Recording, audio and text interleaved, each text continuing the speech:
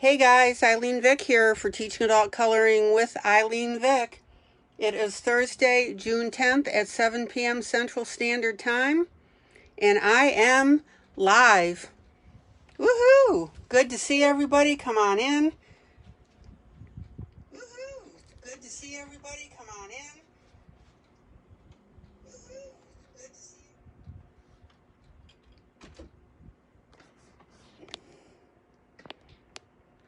Get comfortable, grab a seat, and let's get our coloring on. All right. Let's see if we've got these broadcasting issues resolved. Working. Rawhide. Alrighty. Ashley, how's the broadcast? Welcome everybody. So glad to see everybody.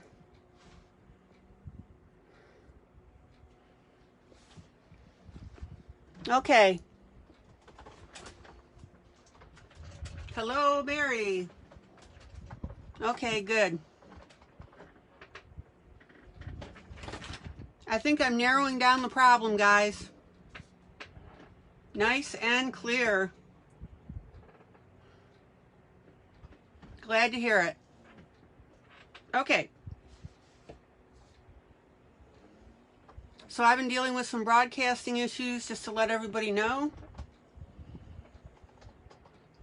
Welcome to my Facebook group, people who come on in live for chat and companionship. Welcome to my Facebook buds that lurk and watch and learn, hopefully. And welcome to my YouTube friends who watch this when I post it on YouTube after I'm done broadcasting live, 7 p.m. Central Standard Time to 10 p.m. Central.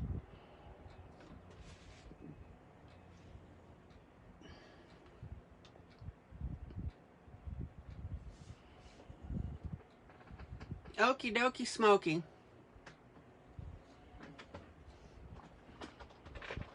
All right, announcements. I do have a winner for the fairy contest. Hi, Jennifer. And the winner is, drum roll, Shelly Fair.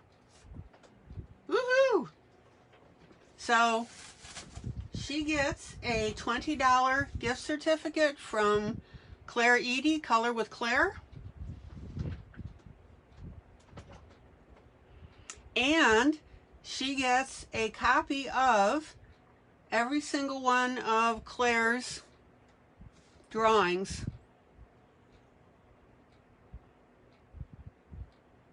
In her Etsy store, and that's pretty darn cool. So hopefully if she gets in here tonight, I will let her know by text message as well. And when she falls in the door, you guys can tell her. All right. Shelly. So tonight I am still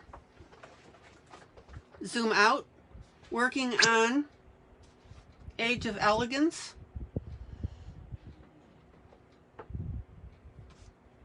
And I really hope that you guys are enjoying this book as much as I am. And I need to ask you guys, did you see how I'm coloring horse hair? I posted that sample to you.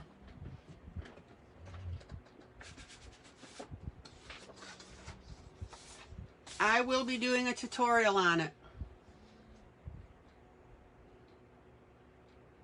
Yana, hello. Yana, your colorings are absolutely gorgeous. Beautiful work, Yana.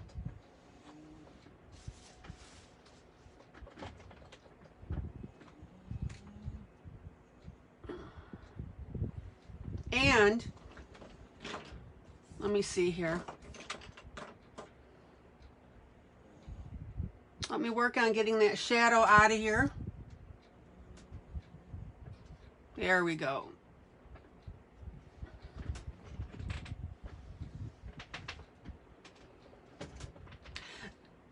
Excuse me.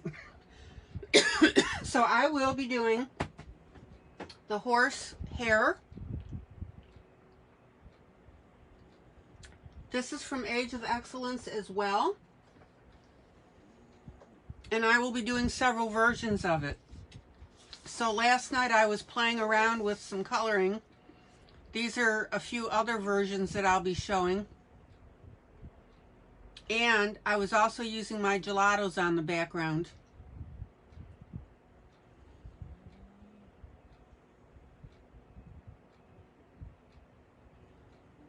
So yeah, lots of neat stuff going on. All right. Rolling, rolling, rolling, ride. All right, guys. Yeah, this is the original from Age of Elegance that I've been making copies of. The bummer thing is there's these little scrollies at the bottom and the top. And unfortunately, my copier cuts them off.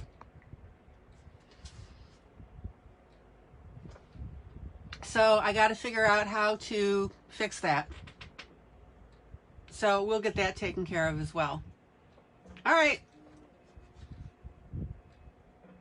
There you go. Amazon Prime Days, Monday and Tuesday. 20th and 21st, a week from now. All right, guys.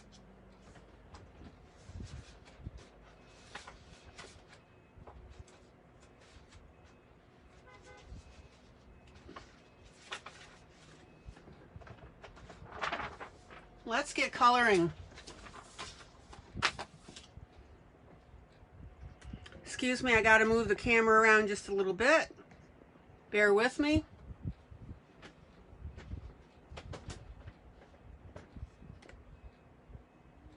Yeah, no problem, Julie. That's why we help each other. All right.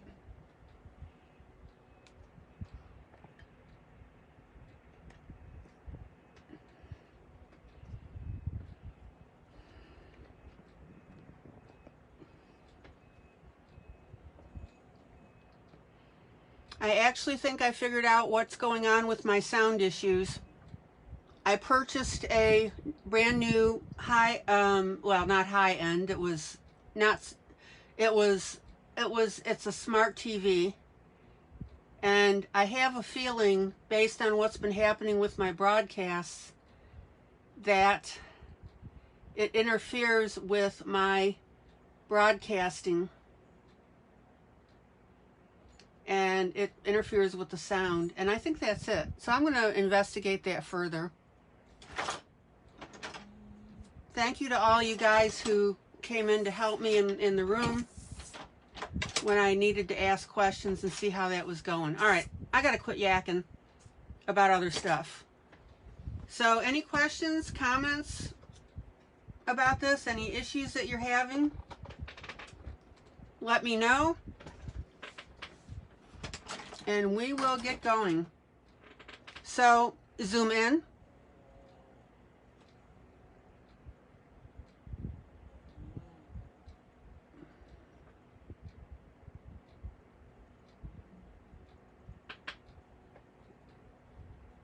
Zoom in. La-da-dum. And now the next little issue that I'm facing, maybe somebody can help me with that, is my comments keep disappearing when I'm watching the screen. Anybody else have that problem? That they have to keep tapping their screen?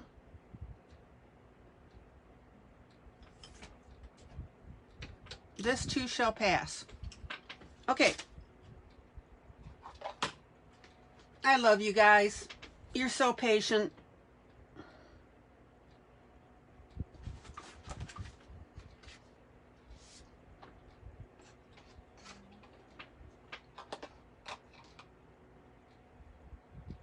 So let me go ahead and get my color going here. All right, now We need to look at our different greens that we have on this whole piece. Zoom out. Rita from Santa Fe, New Mexico.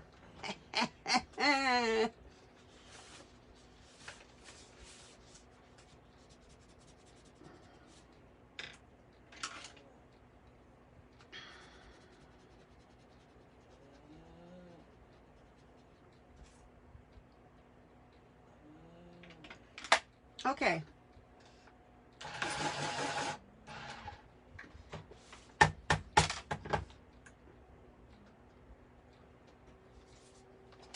So I'm going to go with let me show you this. It's more of a khaki green. Zoom in, juniper green.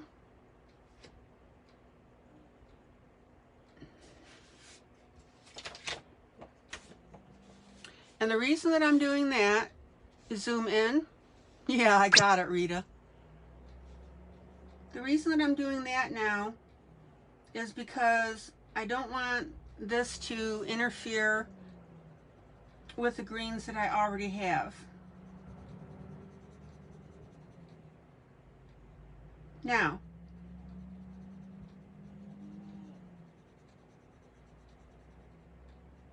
I'm going ahead with colored pencil.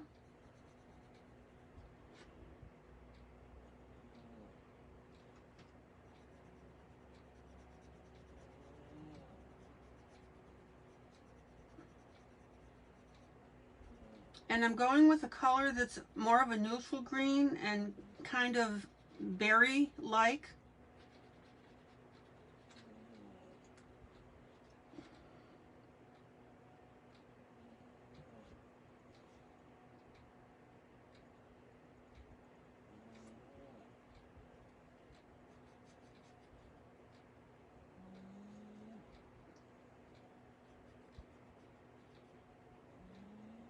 And you know, well, I'm thinking, you know, it's kind of like a grape leaf color. That's a better description.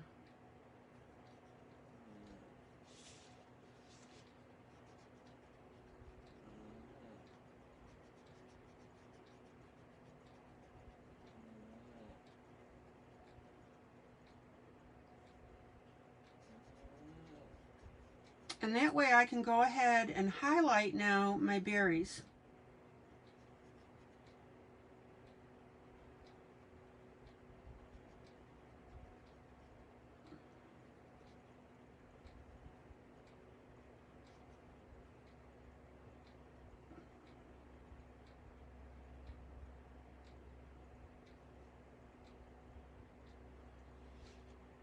Notice how I'm doing that? It's a subtle green.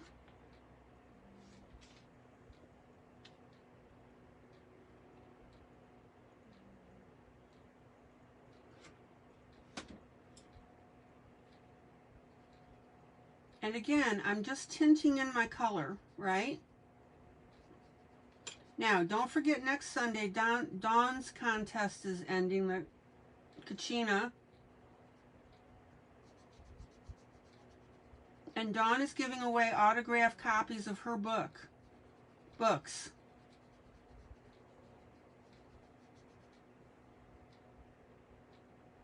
Yeah, I'm having that same problem, Mary. I've got to keep tapping on my page.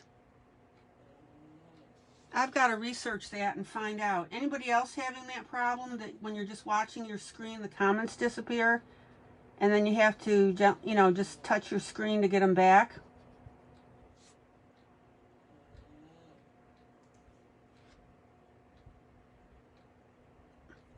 If anybody figures that out, let me know. Zoom in. Can you guys hear Vicky snoring in the background?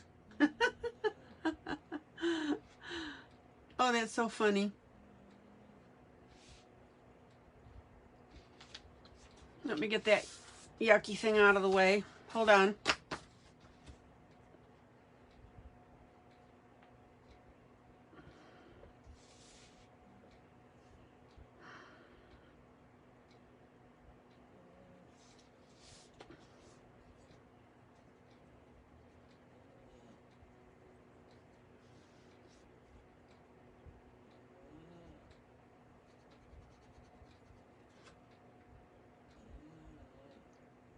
So you guys can hear Vicky snoring in the background? You're saying yes?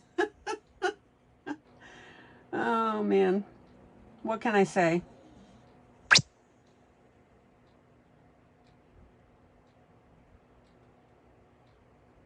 Amusement in this room abounds, doesn't it? We have fun. We have fun. Hey, better Vicky than me, right? Snoring. Okay, notice here we're getting that nice green. Rhonda, am I close enough for you?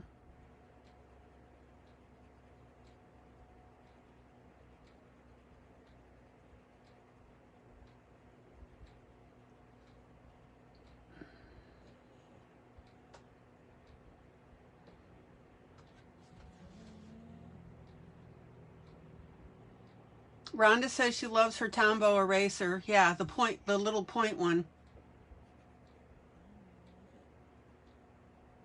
And Rhonda, don't forget, anytime you want me to get closer, let me know. Don't be shy.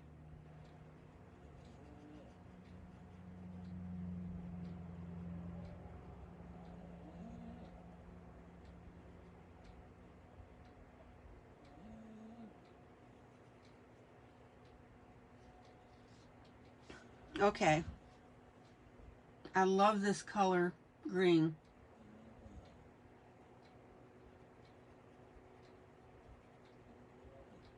And again, I'm not going super dark with it here. We will rock you.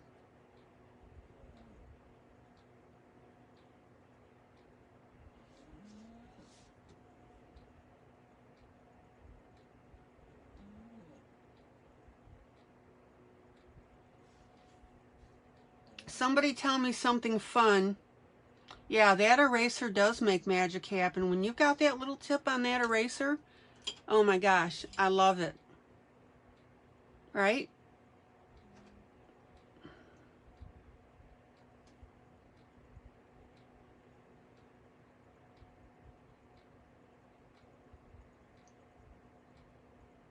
Very precise erasing. And I like the round one. You can get a rectangular one, but that didn't work out for me.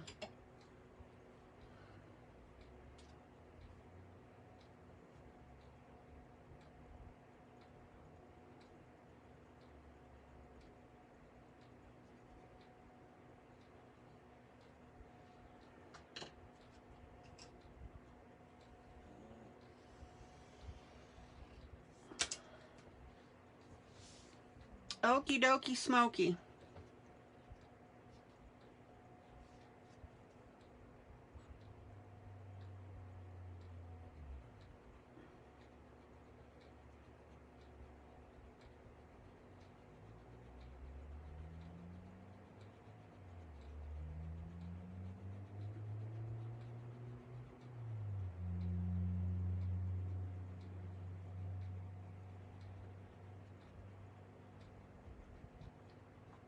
So somebody tell me something positive that happened to you today.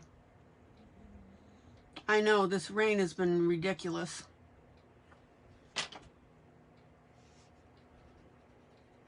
My yard is so overgrown because I put off mowing. And now it's really getting up there.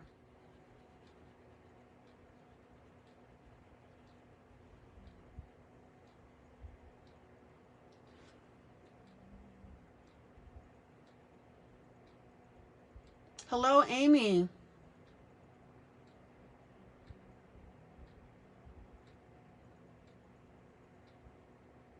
Got an amazing massage. Yana, I'm jealous.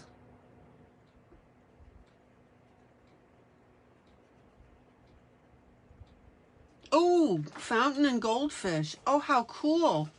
Love it.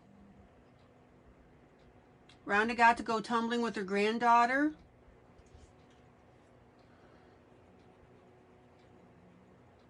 Hi, Melba. Yes, ma'am. Shelly won the contest.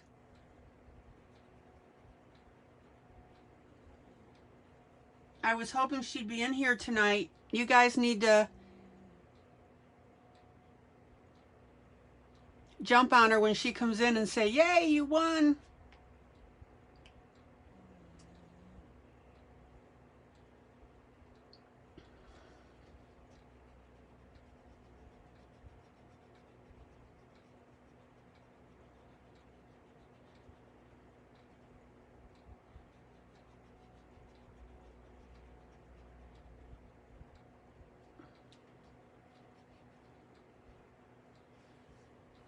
Zoom out. Okay.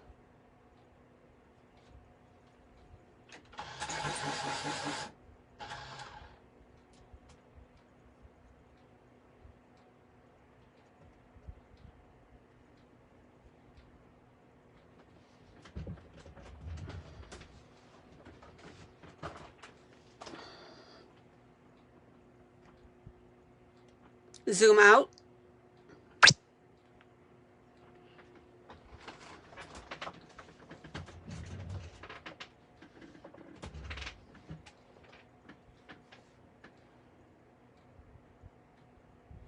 So remember, you're holding your pencil towards the back, right? And that gives you a lightened touch on your paper. Now, I'm going to go ahead and work up these stems as well for the moment.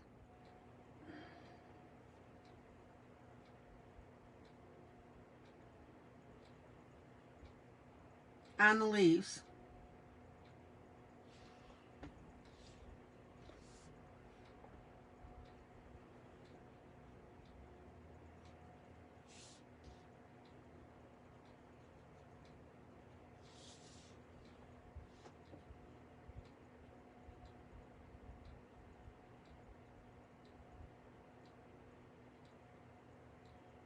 Not too shabby.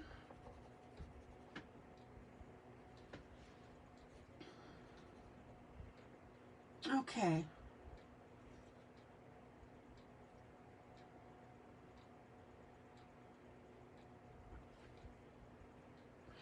Now, on the stem with the berries themselves, I'm going to go ahead and go with a slightly different green color, still relatively darker.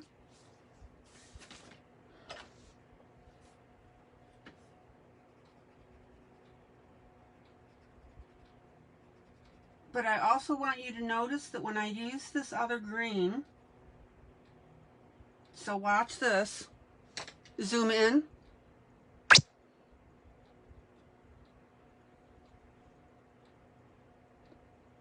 I'm going to go ahead and still use my olive-ish color over that. Why? Because that way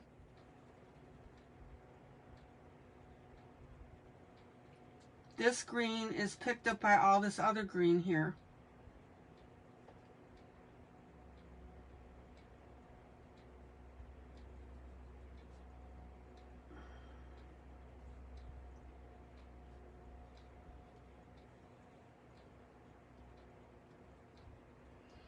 Does that make sense, guys?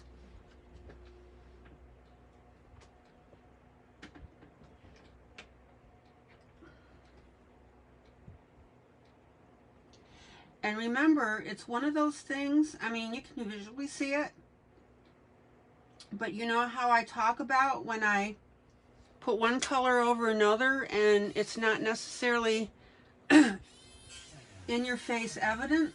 Your brain is still seeing it. It really is.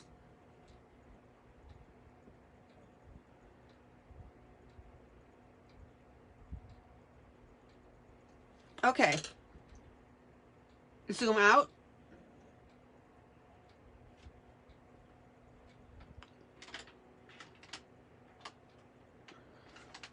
Zoom out.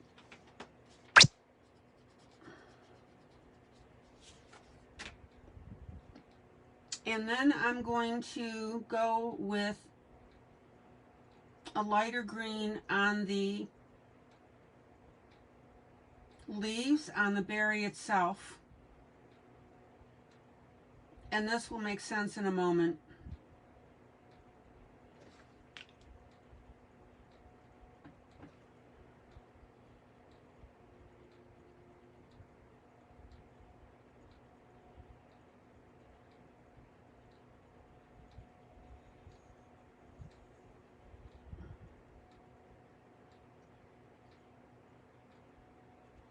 Zoom in.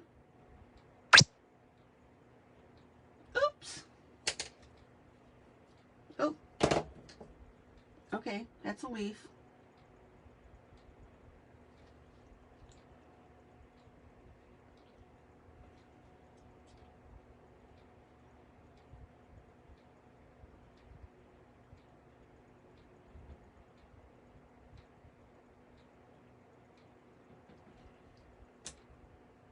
And again, I'm going to take a little bit of my olive green. Now, not much.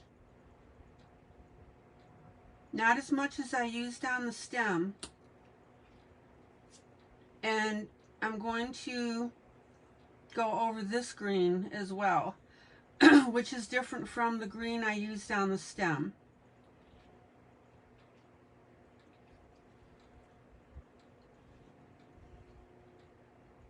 Now, I want you to think about that when you're coloring, because remember I've always told you you want to use multiple colors, and that's where your depth is going to come in.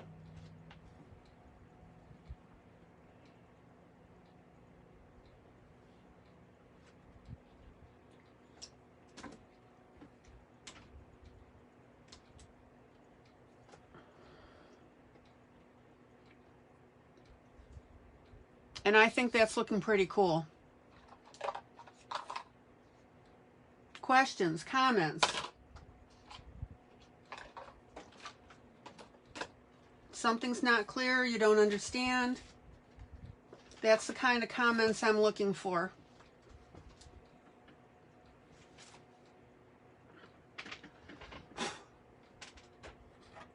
Okay.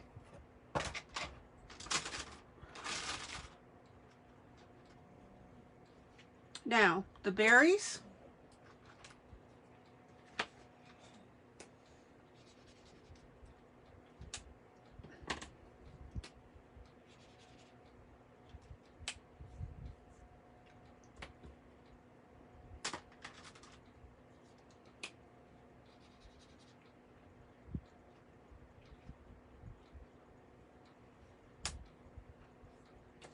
Let me select my colors here.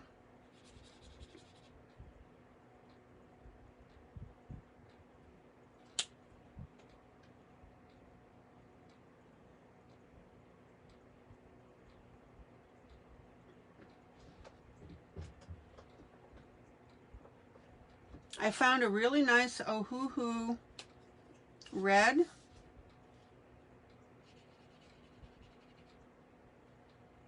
There's the color. A brownish red. And I'm going to use that. Now, let's talk about this. I'm going very, very light.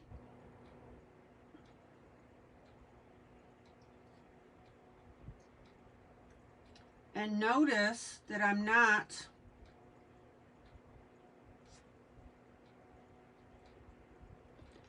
Hello, Stacy. Are you dashing, sweetie?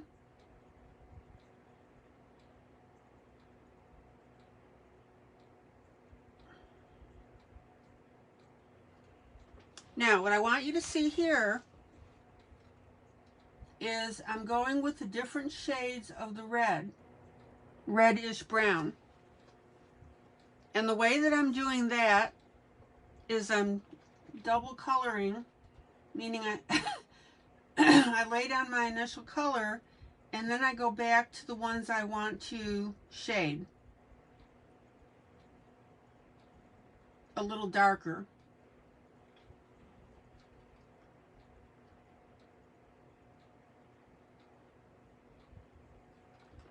And that's the cool thing about these markers, is you can get this color variance.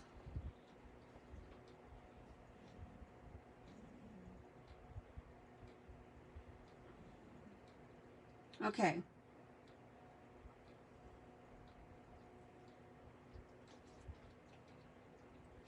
Zoom out.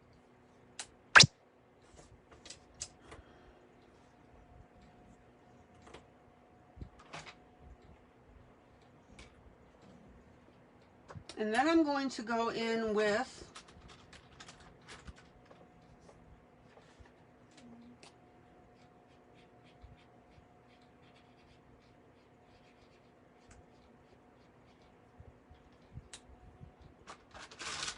a purplish blue.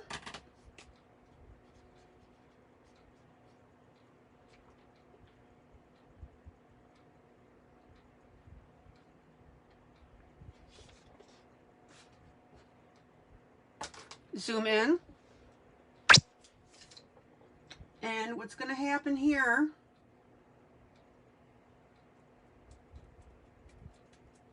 is I'm doing the same thing.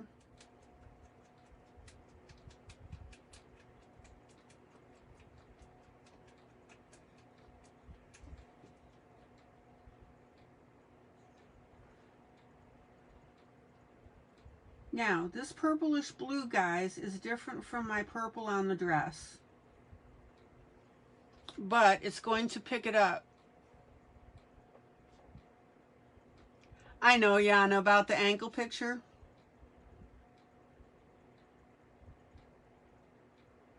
I wanted to razz you about it.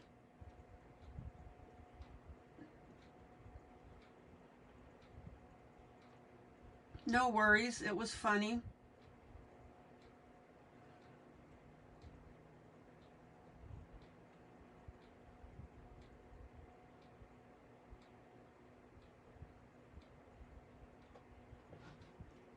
Everybody see now how we're getting this looking really cool with the purple on it.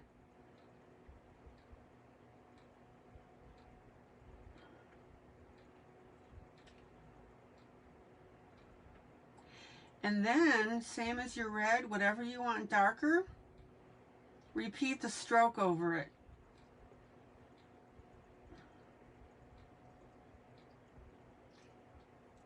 So we've got two things going on here. We've got actually four things. We've got two colors. And then we have two shades of those colors. Your iPad has a mind of its own. Yeah.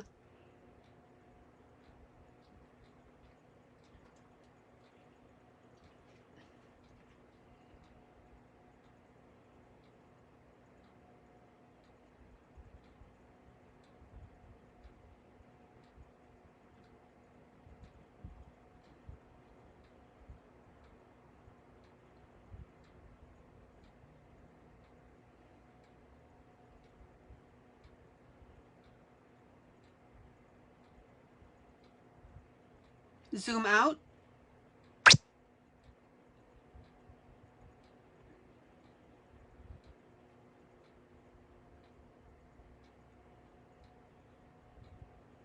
Zoom out.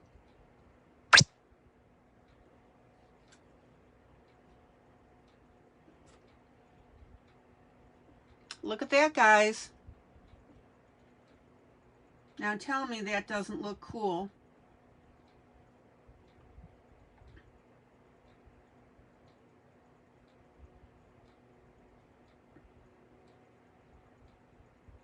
And what I'm doing also is I'm darkening in one side of the blue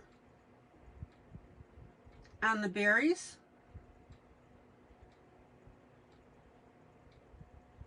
to make it look like they're ripening from one side to the other. Questions, comments on the berries? What do you think?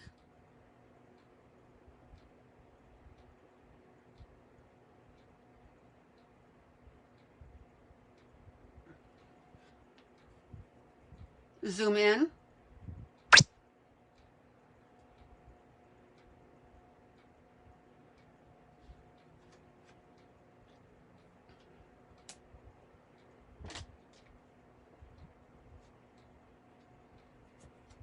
And if you want to add a few more red for some reason, go right over your purple.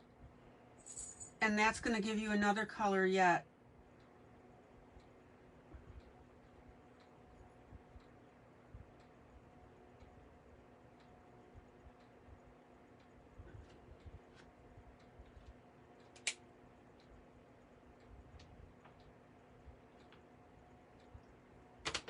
So there's the way I do that. Okay, so let's work on these leaves a little bit more.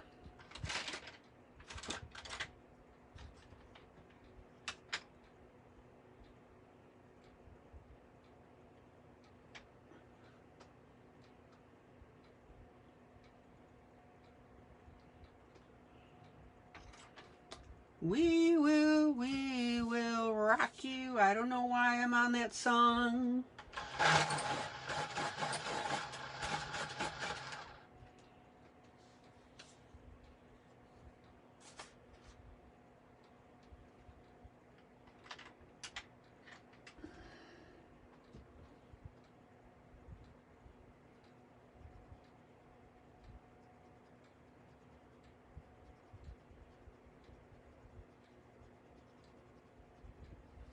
Zoom in.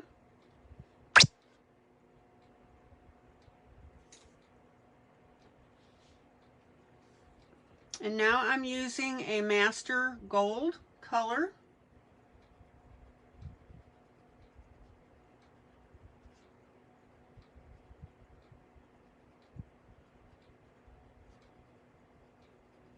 And I'm going to tint up the edges of my leaves a little bit. Thinner at the top, thicker at the bottom. And what I may do is bring in some of that gold on them a little bit. See that?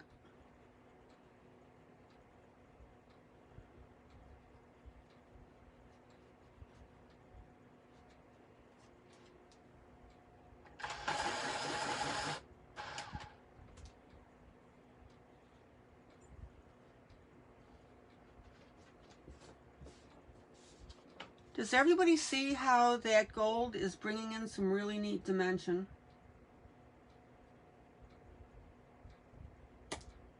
Whoop!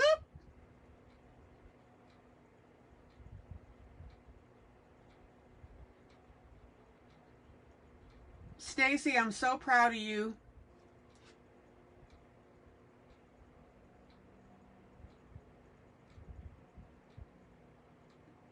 What's that, Mary? Like me, some queen? Okay. Yeah, oh snap. Stacy, I have been breaking pencils left and right. I don't know why.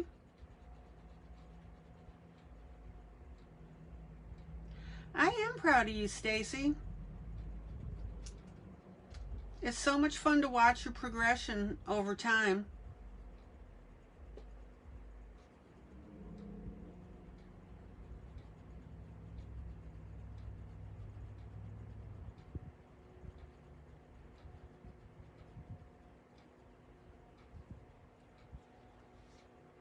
And yes, again, I know my camera's bouncing. Issue to be resolved. Zoom out.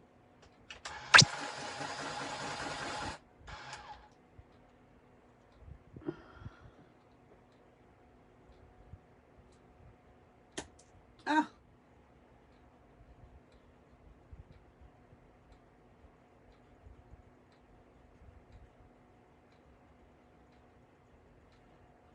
And I want you to see how this gold is looking from a distance.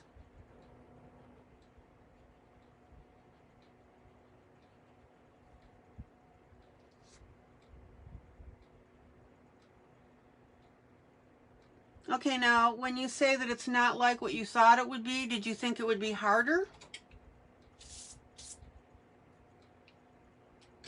And you're in week 3 of 10. Okay.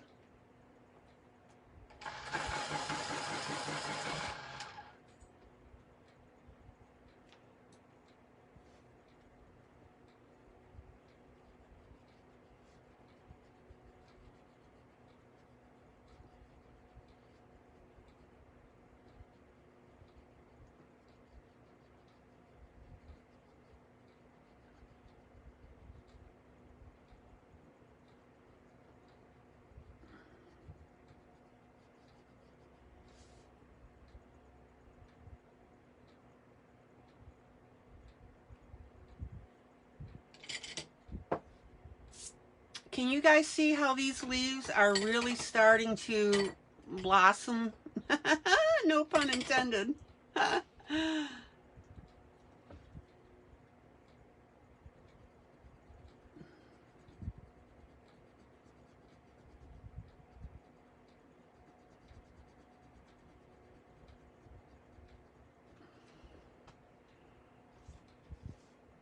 And you notice how that gold is looking really cool with this green.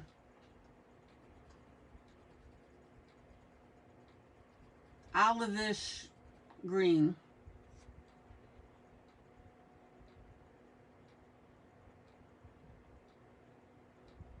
Algebra and English. Okay. Did they take the bribe?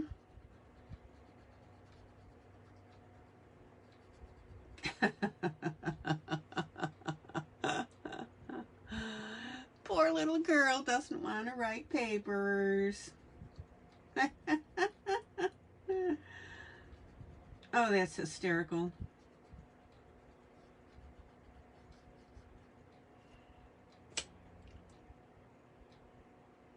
I'm sorry, that just strikes me funny.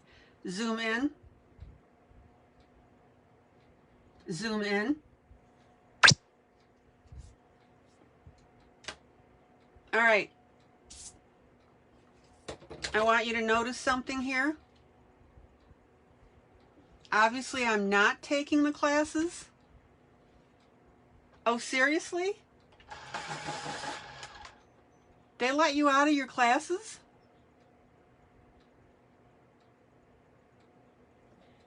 Okay, does everybody see now? Look, do you see how I did this arc of gold? Oh, you do not bake pies. Okay, look.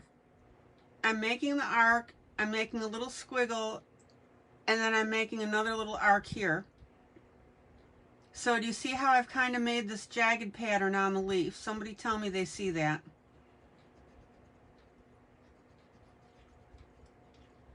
And does it make sense?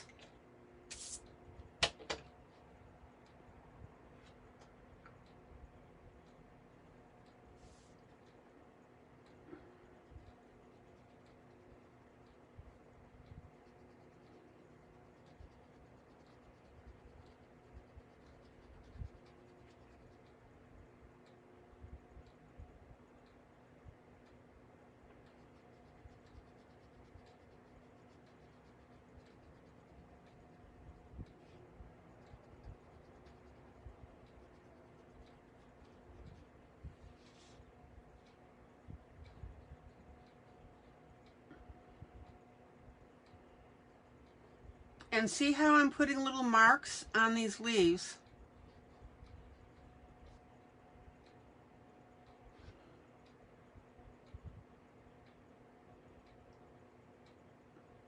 Oh, you'll find it, Rhonda. Take your time. It's a brownish gold.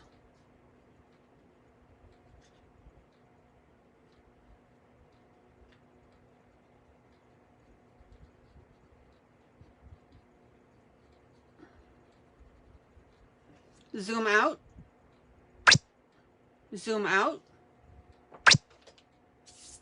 Okay. Now I want you to see the whole effect.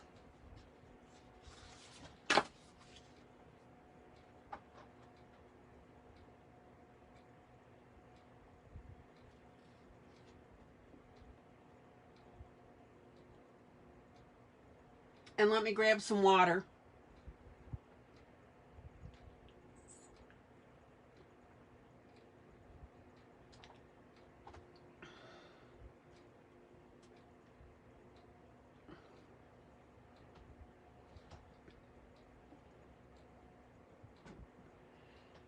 Okay, one more little touch.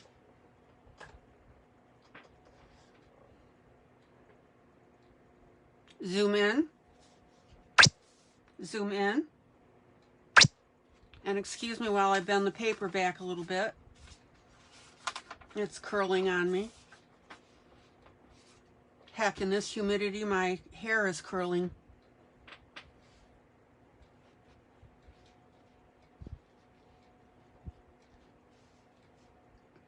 All right, now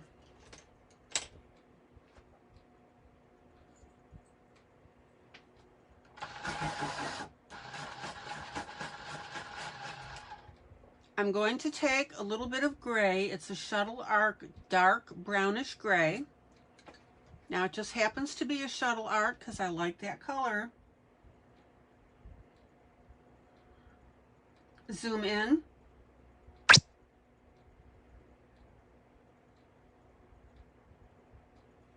And I'm going to tint in the gray a little bit.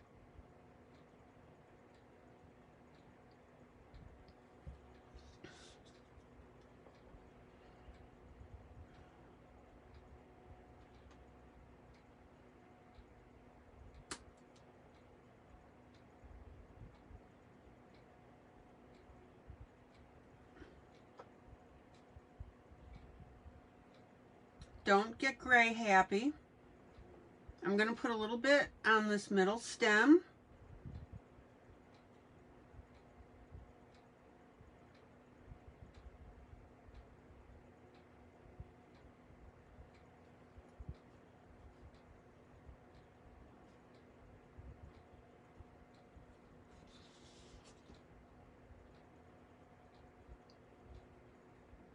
And I'm going to put a little at the base here and coming up the bottom.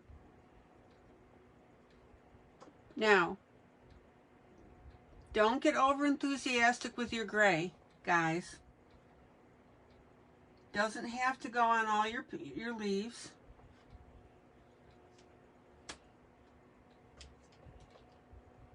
And if you get a little too dark, use your Tombow and erase it.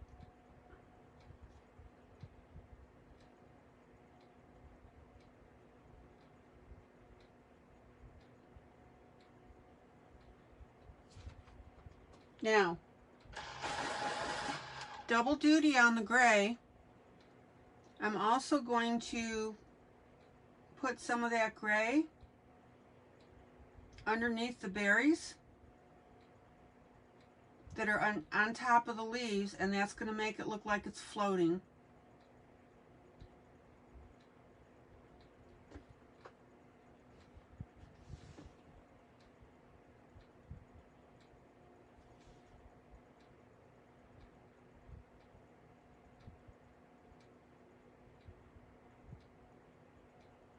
And the trick is to follow the outline of the piece. So if you have bumpies in it like we do,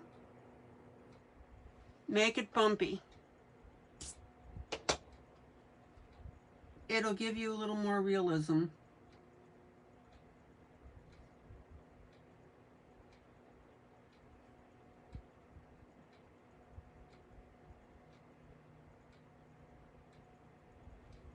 Zoom out.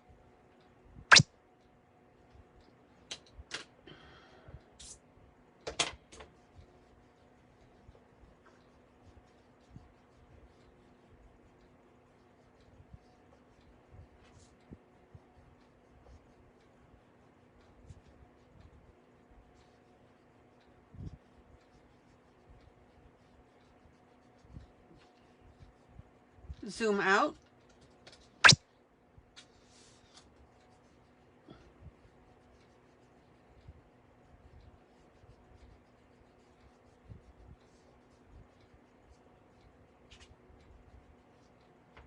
Zoom out.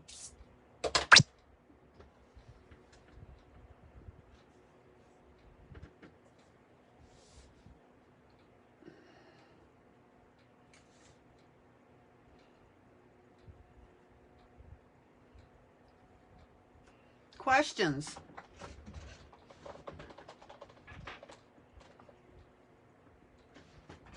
Comments about your ability to do something like that? Would you try it?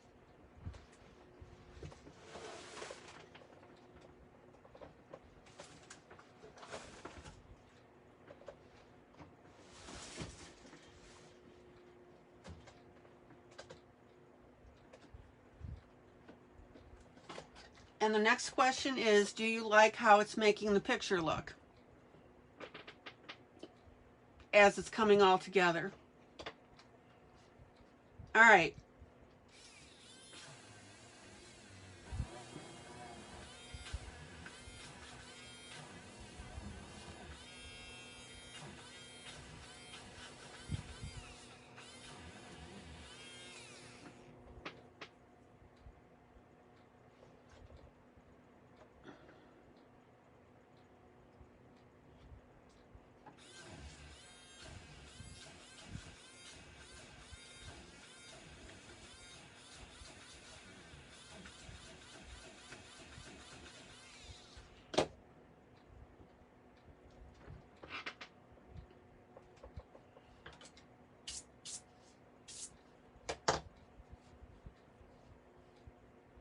Okie dokie smoky. As I like to say, not too shabby. All right.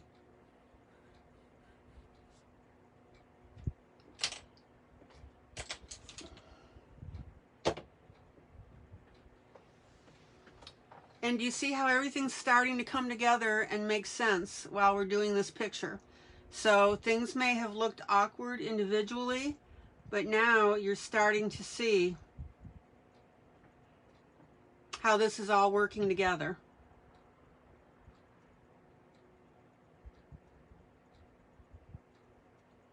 All right.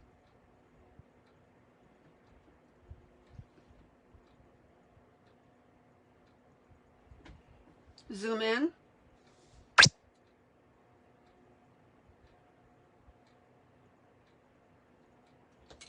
Zoom in.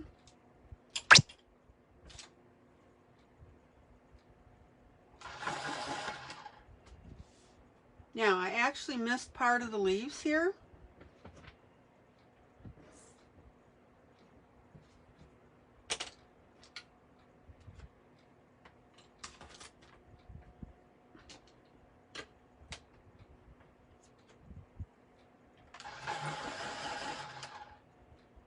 We have a little bit here that's coming down that isn't in bloom yet and hasn't produced berries.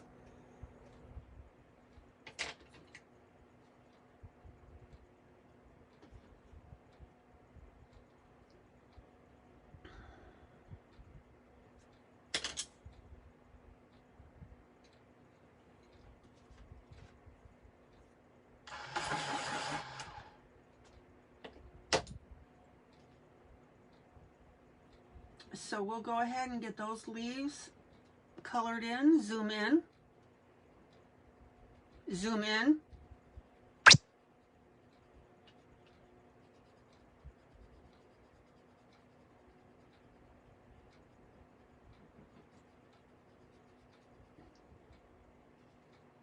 Oh man, that's bouncing. Sorry.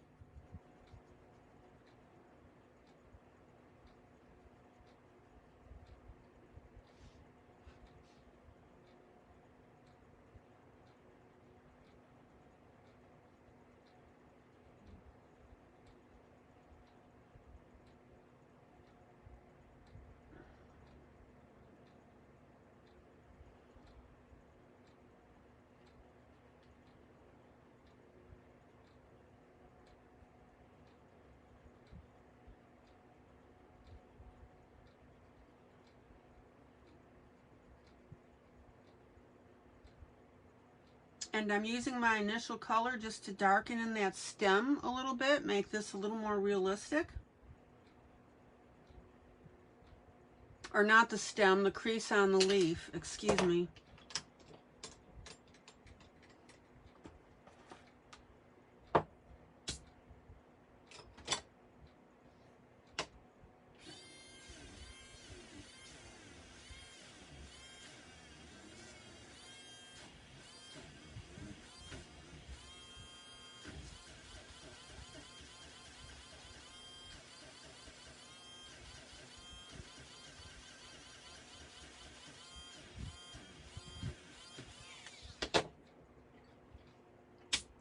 And we've got some young buds and flowers opening up here.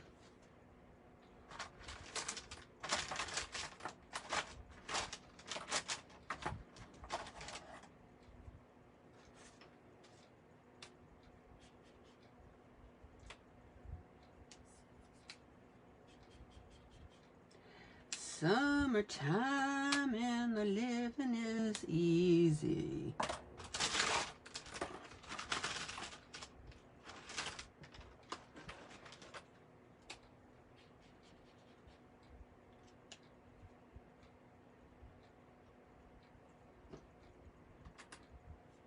I'm going to take a soft yellow marker. This will make sense in a moment.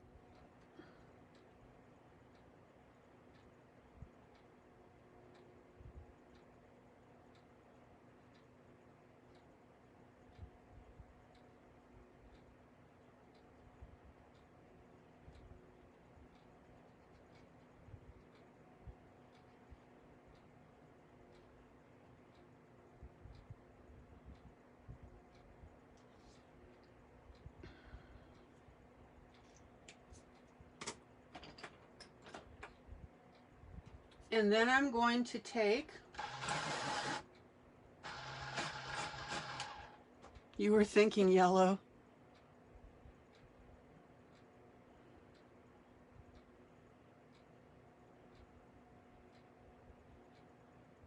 Oh, Yana, I'm sorry I missed you have a kitty that decided to use you as a bed, of course. Bye, Stacy. And Rita was thinking yellow. Hey, Helen, hi, welcome.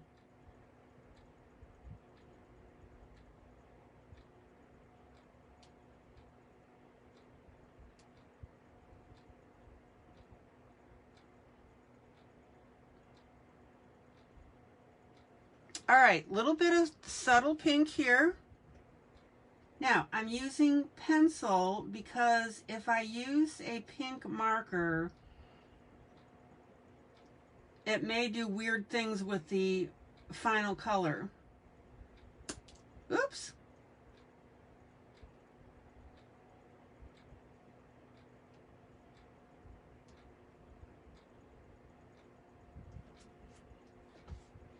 Now remember, we've got young buds here.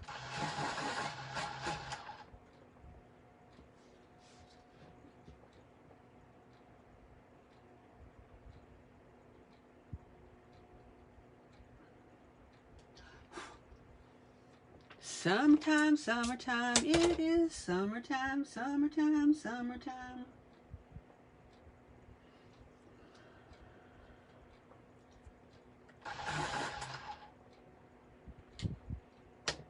Summertime.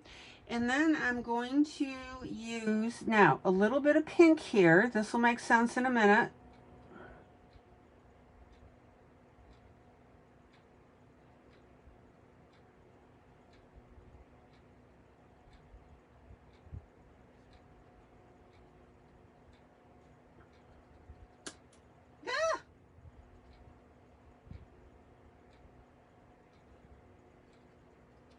And then I'm going to use just a little bit of green, you know, because we've got new growth here.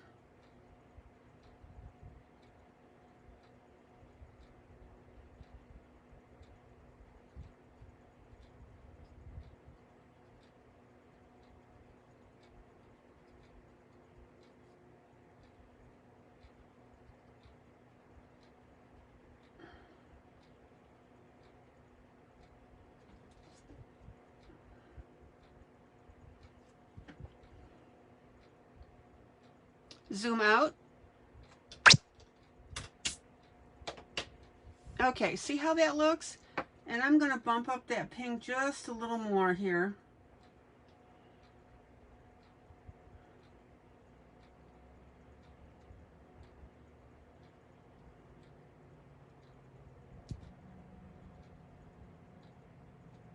Zoom out.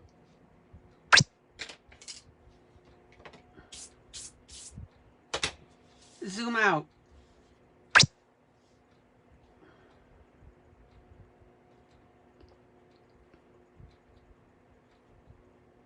So now we've got that balance going.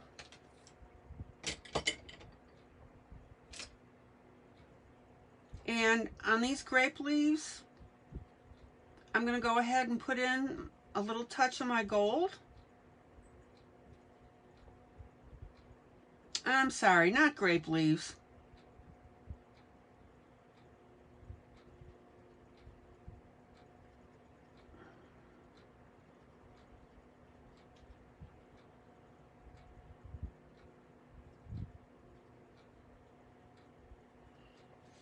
There we go. Any questions or comments about difficulty or why I did something? Zoom in.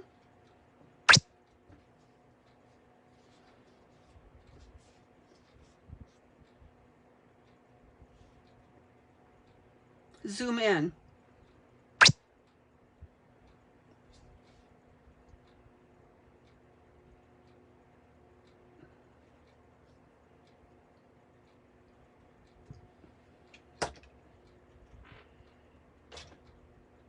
Now I'm going to grab my blender pencil and very, very lightly, I'm just going to smooth this up just a little bit, not much.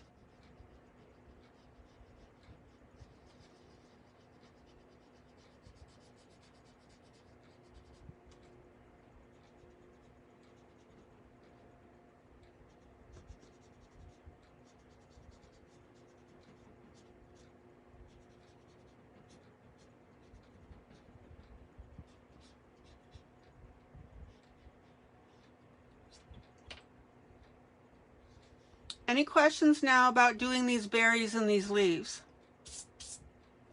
Summertime.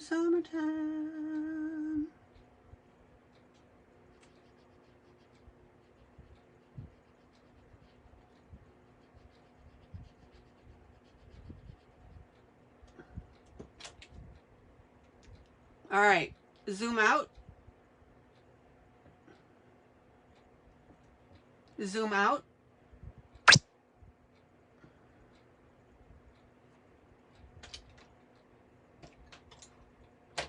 Now, the one last thing you can do, very sparingly again, is the lighter part of your leaves. If you want to go ahead and emphasize them a little bit more, go ahead and pop in some of your white. Now, stay off of your gold though and your gray.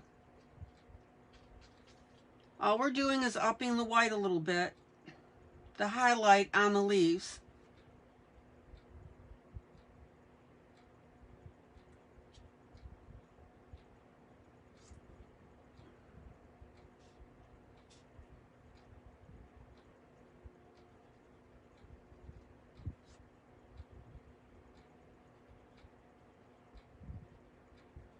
So we've got these looking nice and soft, and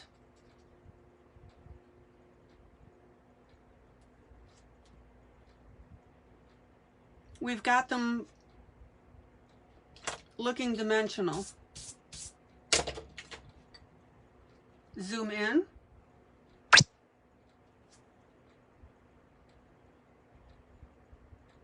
Don't get crazy with your white, guys.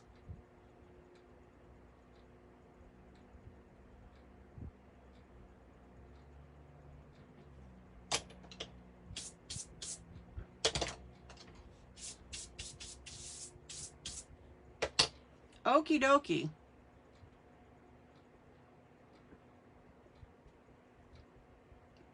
And the other last thing, if you want to soften the inside of these petals, which I do just a little bit, I'm just going to hit that orange, reddish orange a little bit.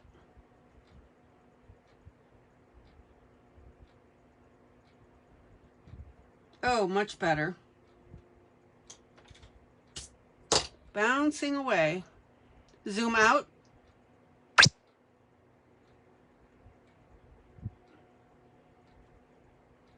All right, zoom out.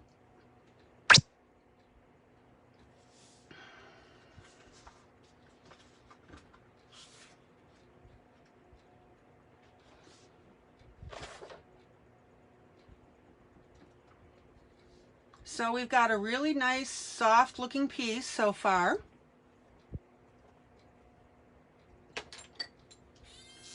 And you know I like to tidy up my clear spots here.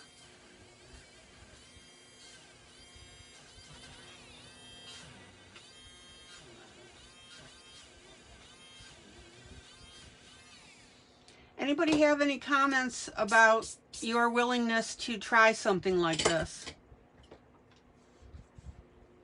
Rhonda, what do you think?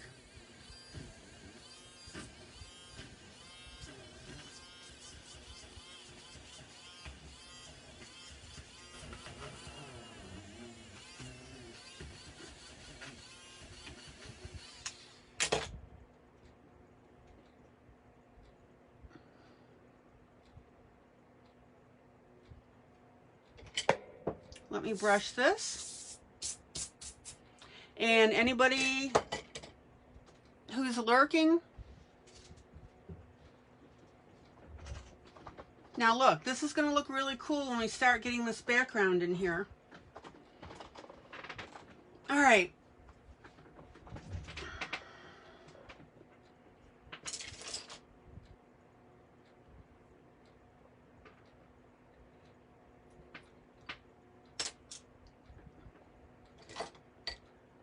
So let me get my pen here. You know I love my pens. I love my pens.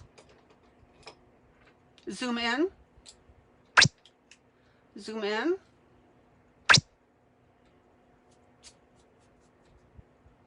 Zoom in.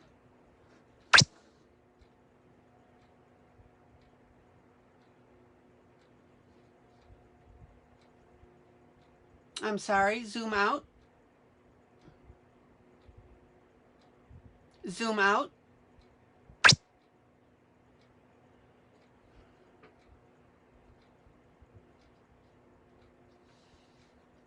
So I'm going to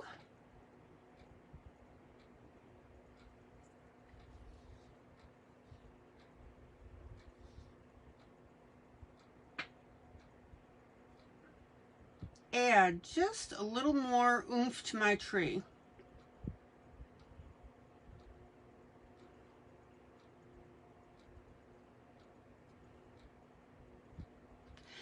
And that is the simple addition here of some horizontal lines. Nothing exotic. Don't be afraid of doing this, guys.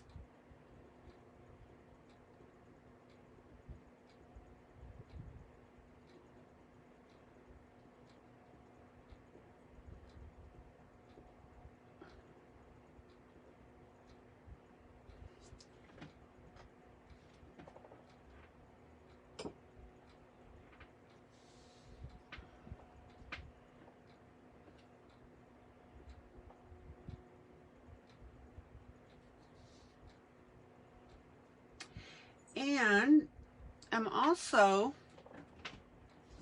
going to add a little more bulk to my trees over here. And a few more of the little dashed lines that the author has put in.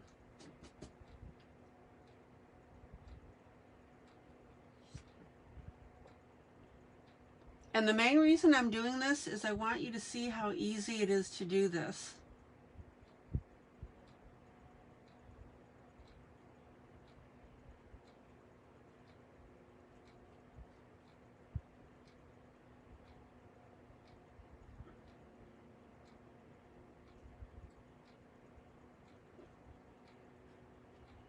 I think it just makes it look nicer.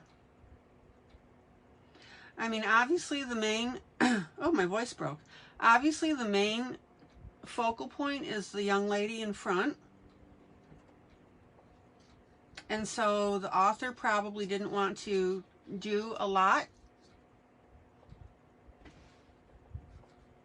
with the back portion.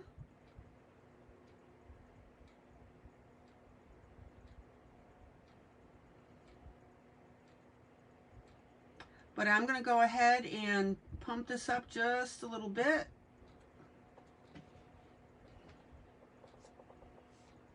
Put a few more dashed lines in here. Put, you know, maybe a brick or two by the clock.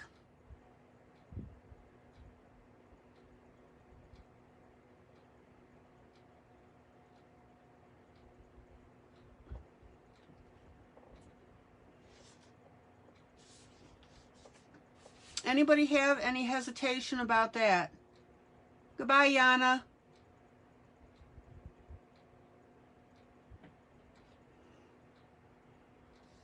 And then I'm going to put a little more shadow on my roof.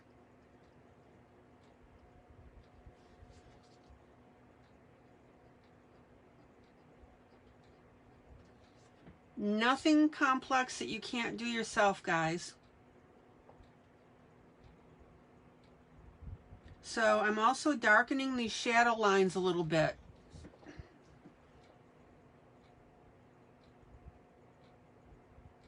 While I'm at it.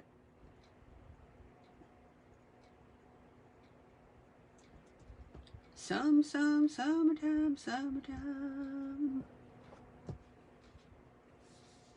Okay, so I think we're pretty good on the side of the house here. I may just darken these lines a tad.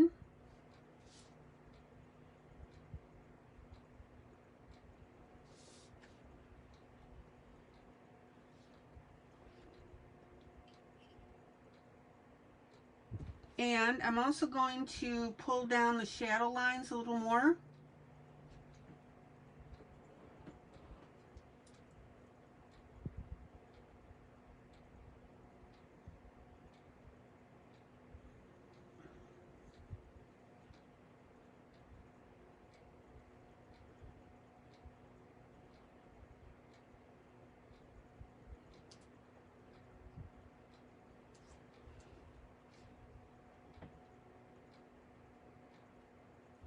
And I actually think that's looking pretty cool. Now, we've got something weird here. I think it's just the extension of the bush, so I'm going to fix that just a little bit. And make sure that that looks like it belongs. Again, guys, nothing exotic at all. Just little squiggles.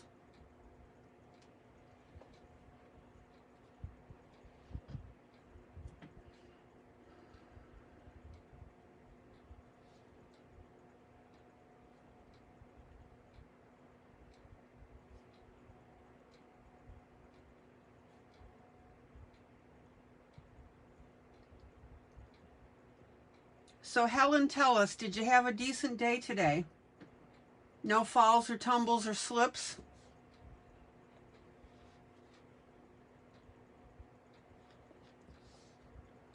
Okay. A little more grass.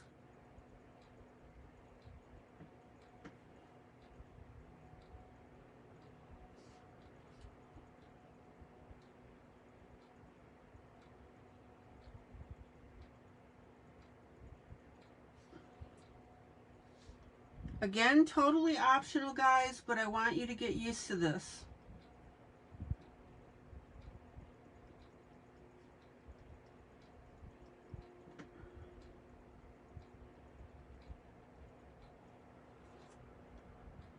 Zoom out.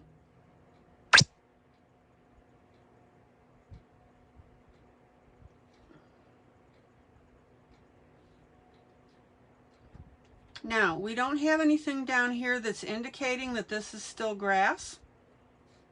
So I'm going to go ahead and just add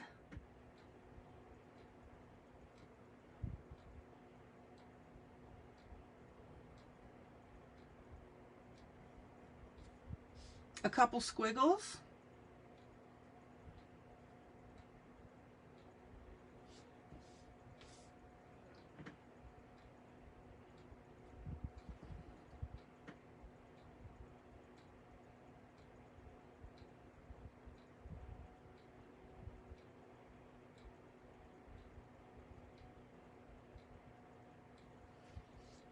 And that way we've got this little puppy balanced out.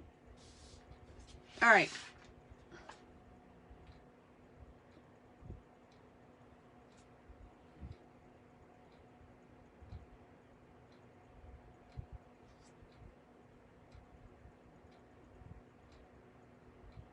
Now, technically speaking, this grass is closer. It would be a little, a little higher. Honestly, I'm not going to worry about it.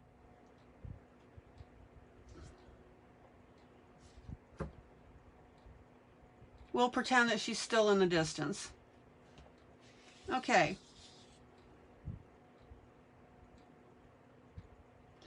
And zoom in.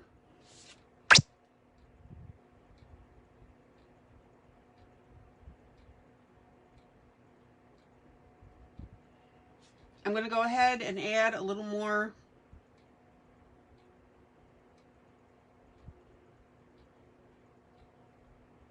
curly Q to my tree. Zoom in.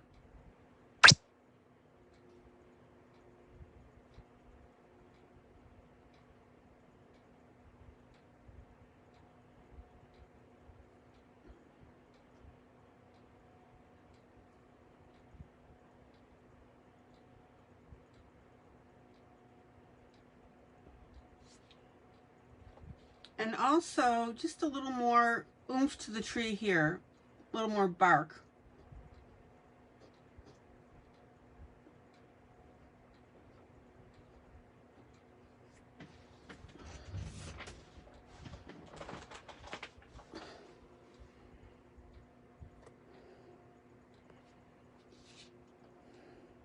Oh, okay, Amy.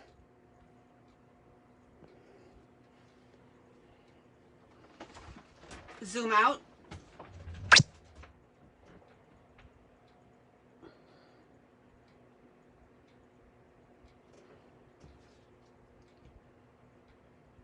Anybody have any hesitation about doing this for themselves? Any comments on that?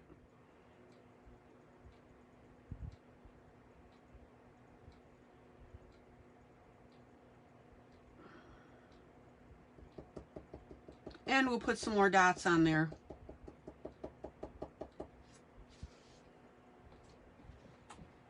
We're good.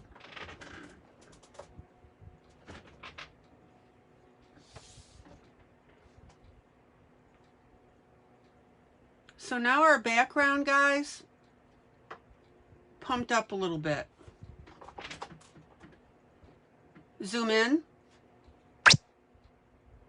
Zoom in.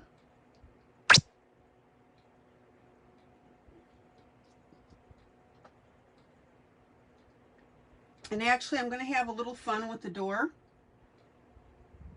I'm going to put a little knot in there.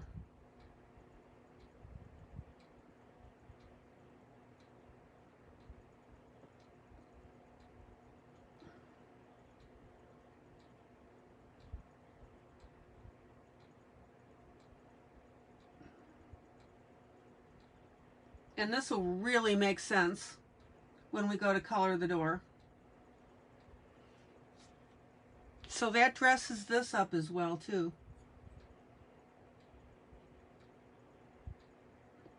Zoom in.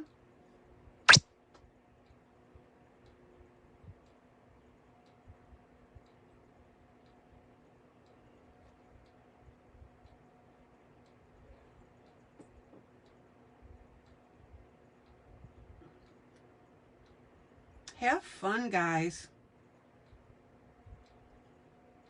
There we go. Zoom out. Zoom out.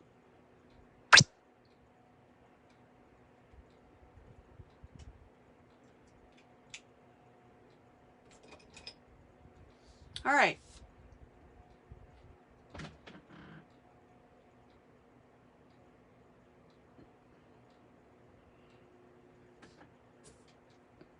Rhonda, did you get to see what you wanted to see? Some summertime, summertime, some summertime.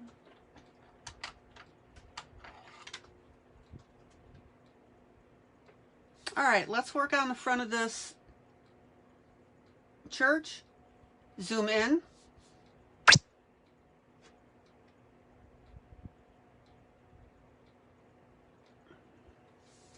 Zoom in.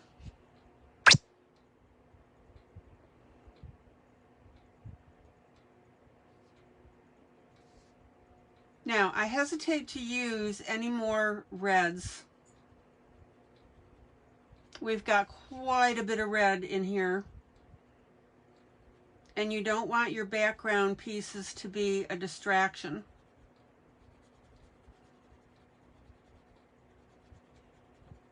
So I'm going to go ahead and put in a light gray.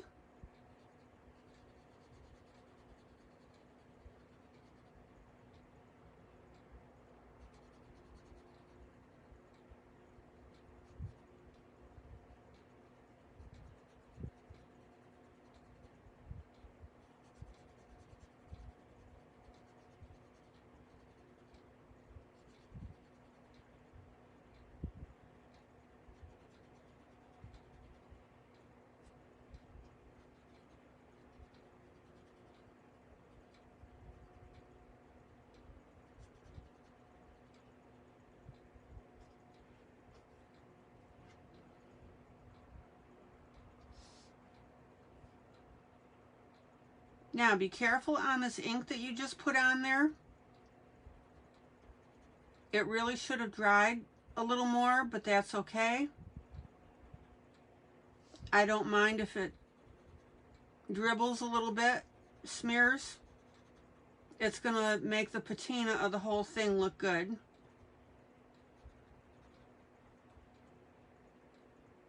Okay.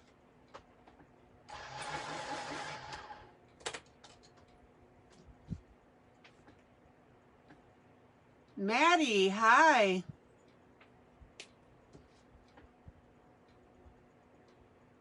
Now, this red that I used on the berries,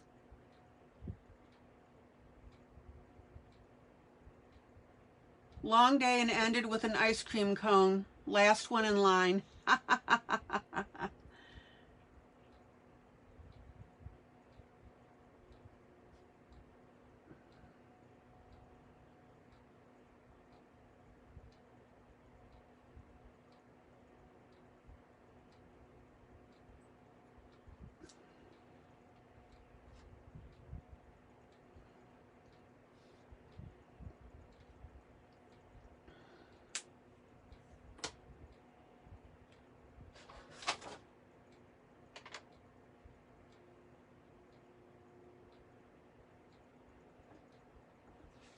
Some summertime.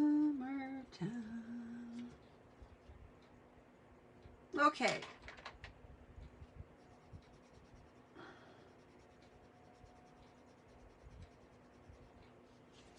Now I'm going to take a very small light red and I'm going to put in a very, very light shading, not much at all.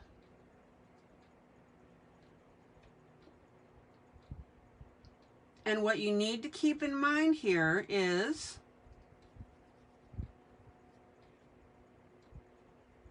we've got a lot of red in the main picture, so we don't need a lot back here. Okay?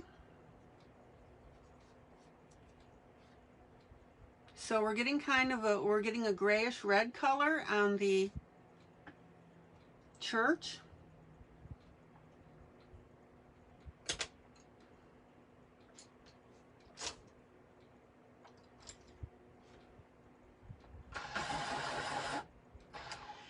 And then I'm going to take a brown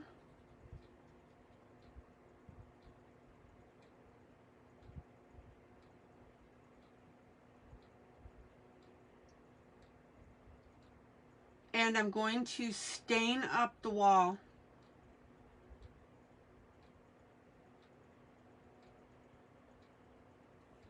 And I want you to see how I'm doing that. See how I reverse direction with this?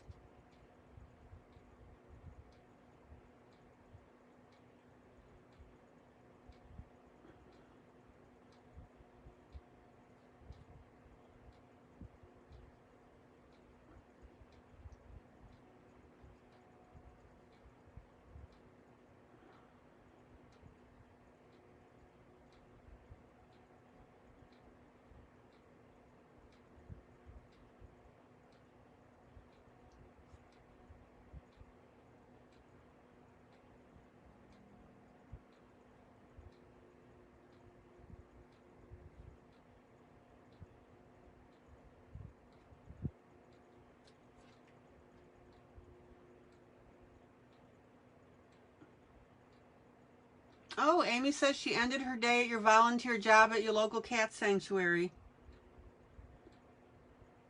Amy, kick back and watch.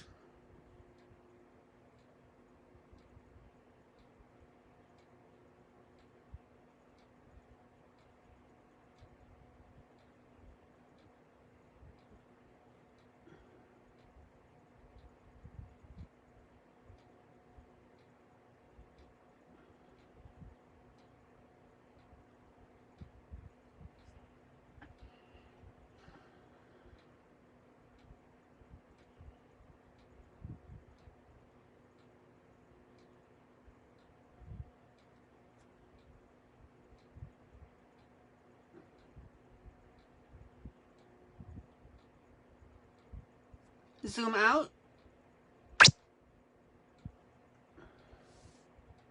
Maddie, kick back and watch.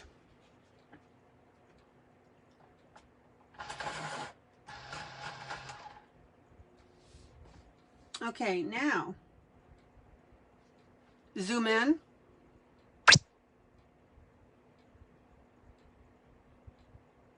Zoom in.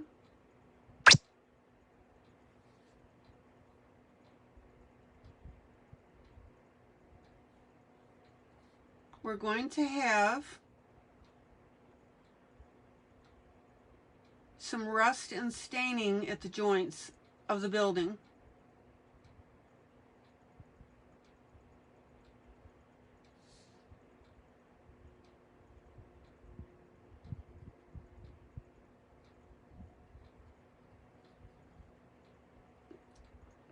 And I want you to think about that when you're coloring something like this.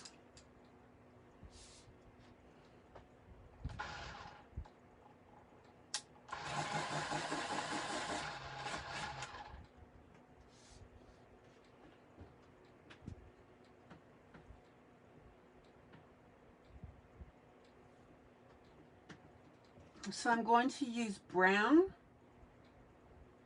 2 shades of brown, and that reddish color.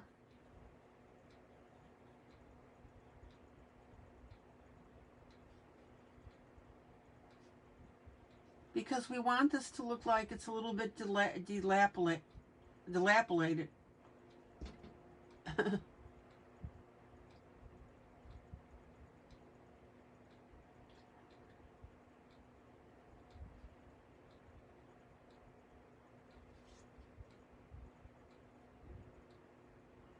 We want it to look shabby, kind of shabby.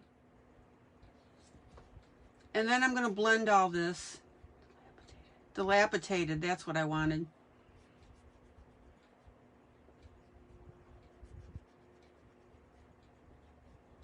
Zoom out.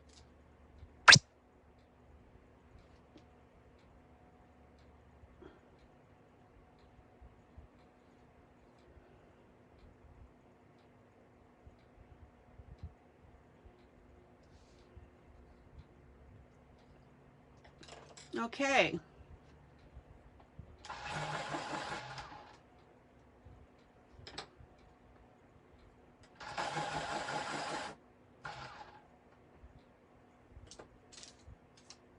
Roof. Wood.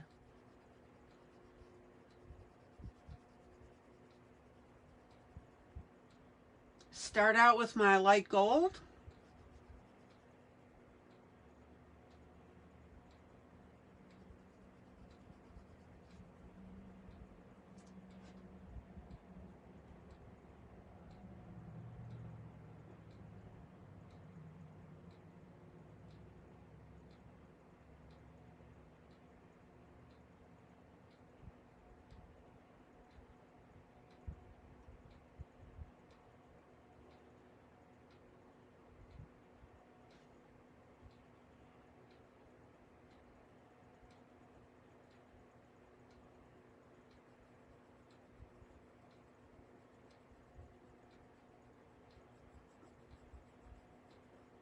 Again, guys, a very, very light tint.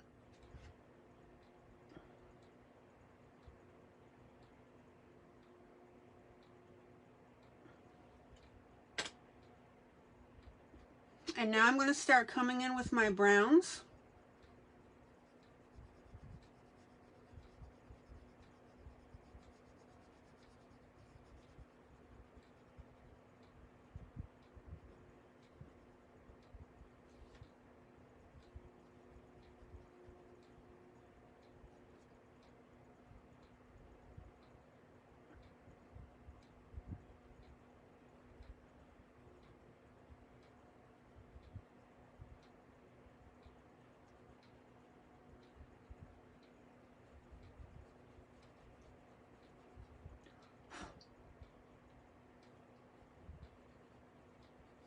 And then I'm going to come in with a very dark brown. Because again, we want that weathered look, right?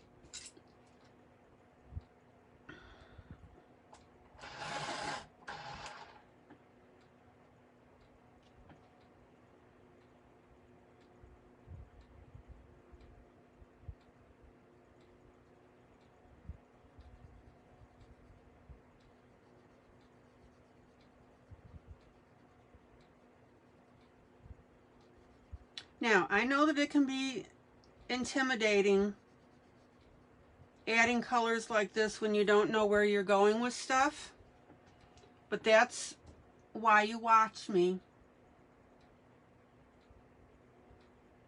And I know that it's especially intimidating when you're working with darker colors,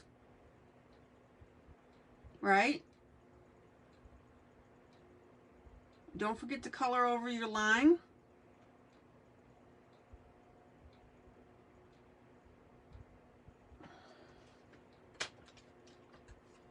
And then I'm going to use some black sparingly.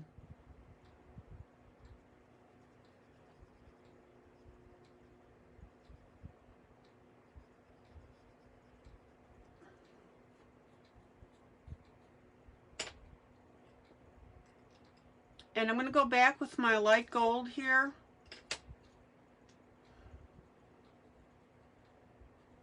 And soften this edge. So I put the dark brown here to get rid of the black. See how I'm making little circles over this black line? Can't do it on this side because of the white here. And then I'm also using my gold, light brown, to go over my black that I drew here, colored here.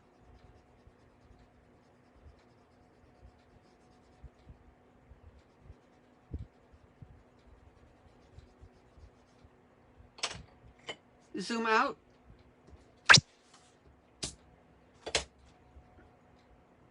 Zoom out.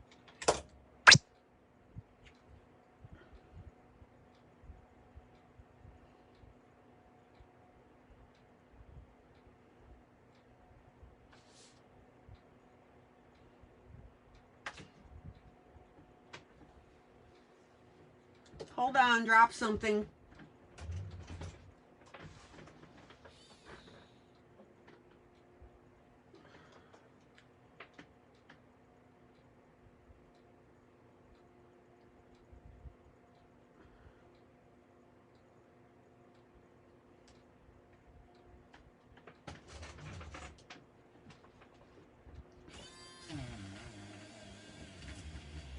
I'll clean out that window. Zoom in.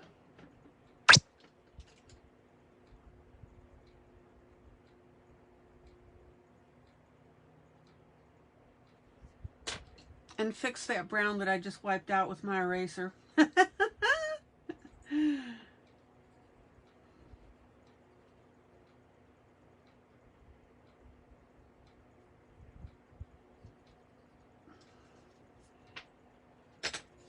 Okay. Now, back to the front of the church.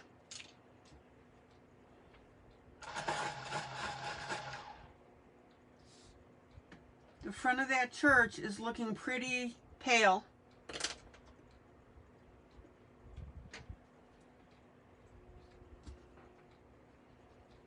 So this is where we're going to go in with the gray, and I'm going to match the intensity of the roof.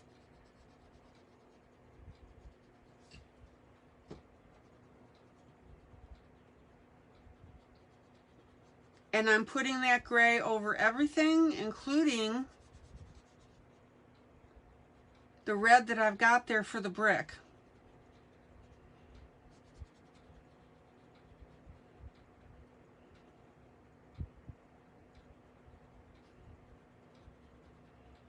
Now, I knew that that would happen, that this would happen.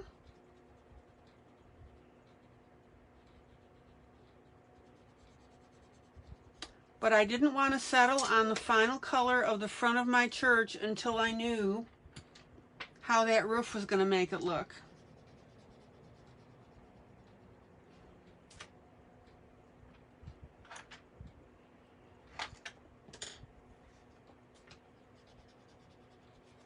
And now I'm going to come in with a slightly darker gray.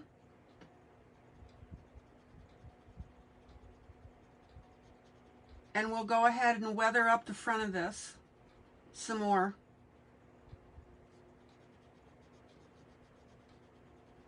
Zoom in.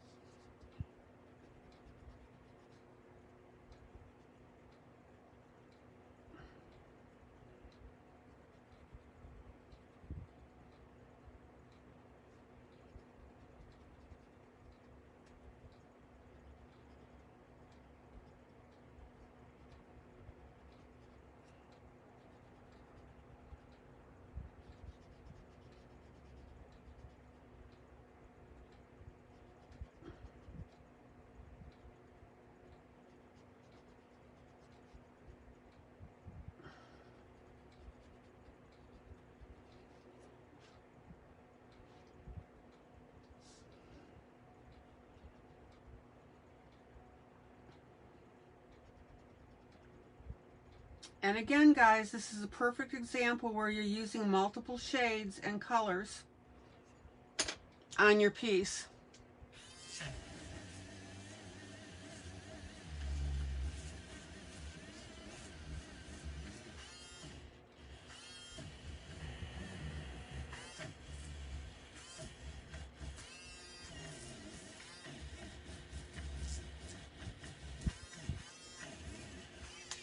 Zoom out.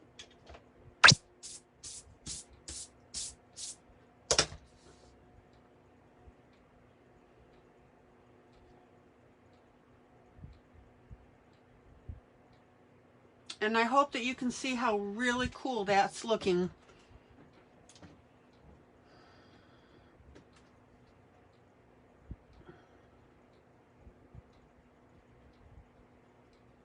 We've got a weathered front on this church, and that's exactly what I wanted.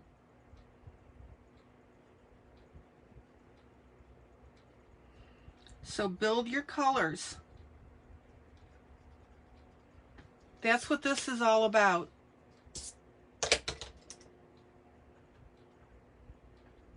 Okay.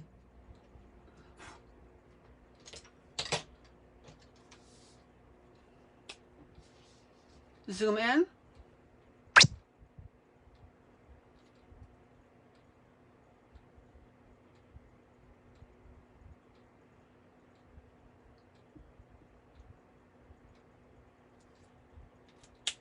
And I'm actually going to add, which I should have done before,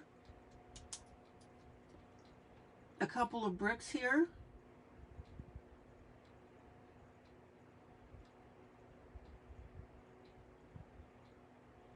To balance this. There we go.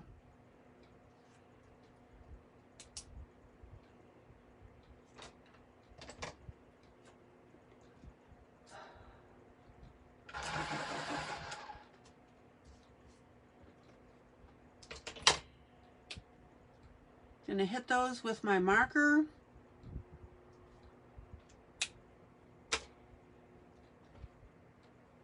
And then quickly go through the same routine here that I did before.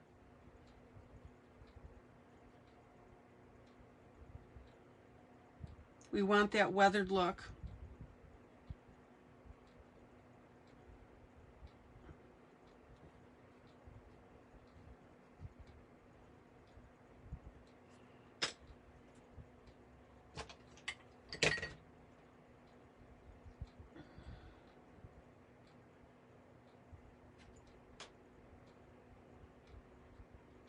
Oh, Maddie, you got your books today?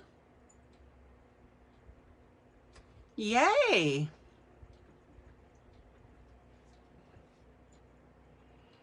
Maddie, I'm sorry I missed your comment earlier.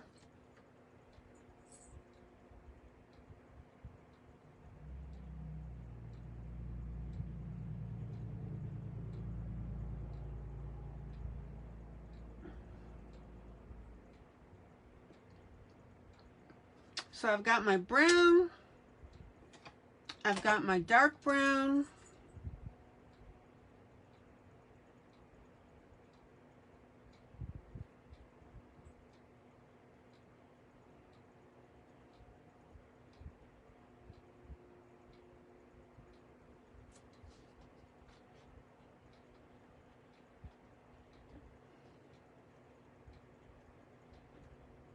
oh, made a goof.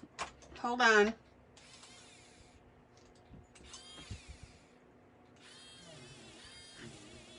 Made a goof.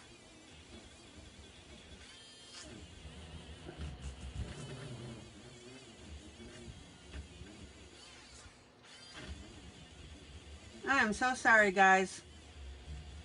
My bad.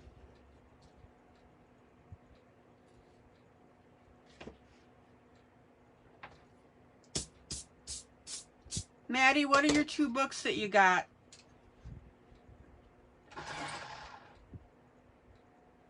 Yeah.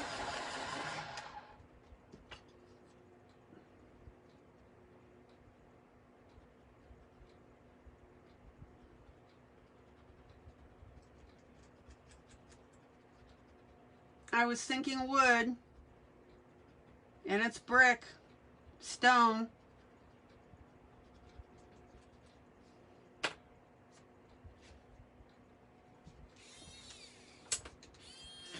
Sorry.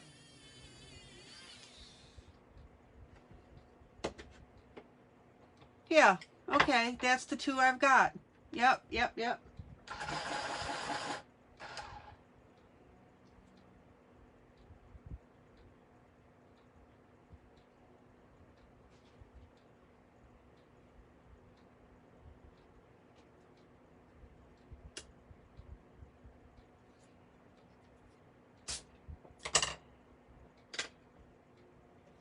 And then we can go ahead and make these bricks weep as well,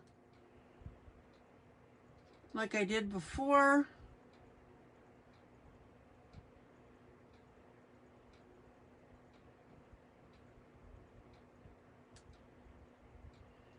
And we are in good shape, even after I screwed up. Don't get disheartened if you mess up, guys. Really.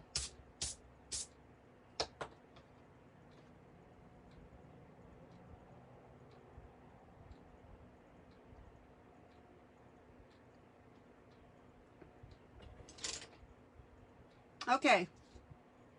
I think I'm done screwing up. Oh, I hope.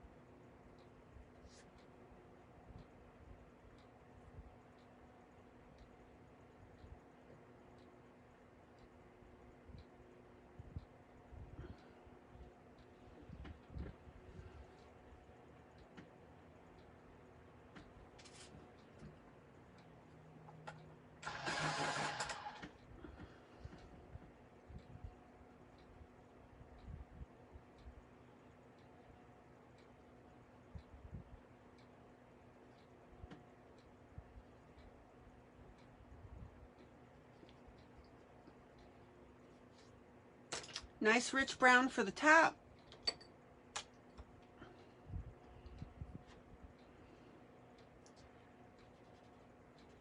Blend that little sucker to smooth everything out.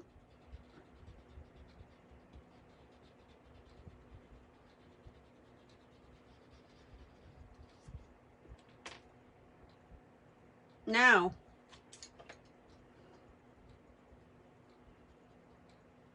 I'm going to put in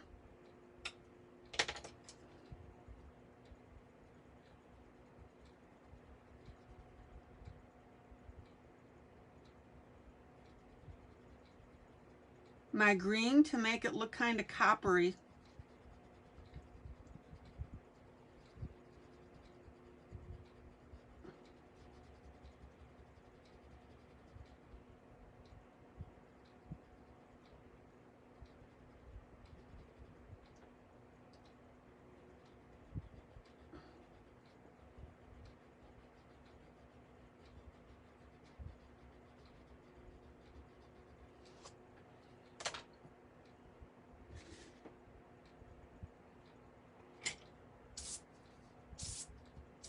Zoom out.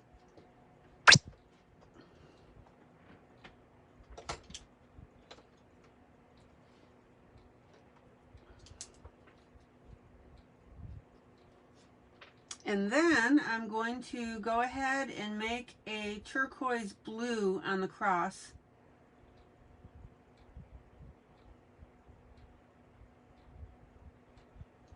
And that's with my Pilot G2. All right, zoom out.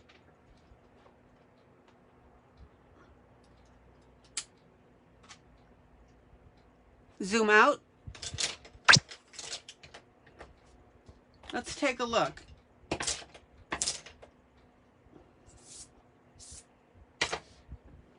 There you go.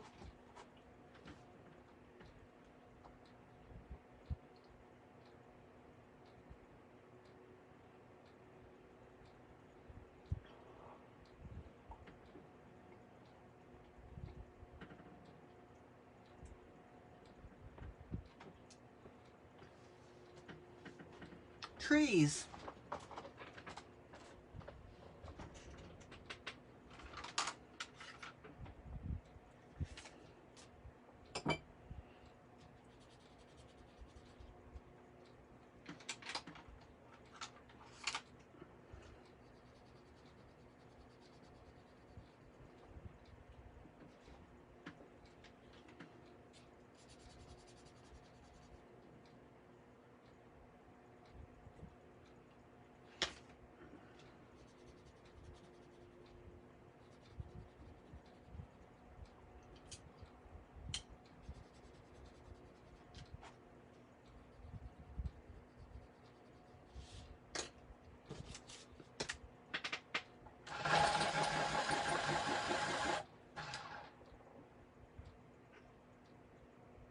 I'll get there, Rhonda. That door. Hello, Wanda. Yay!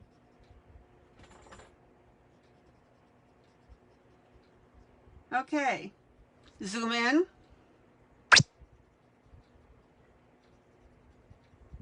Zoom in. Zoom in.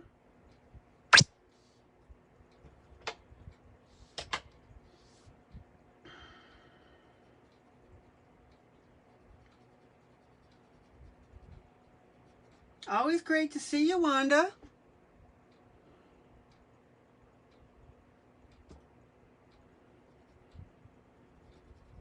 Wanda has entered the room. Woohoo!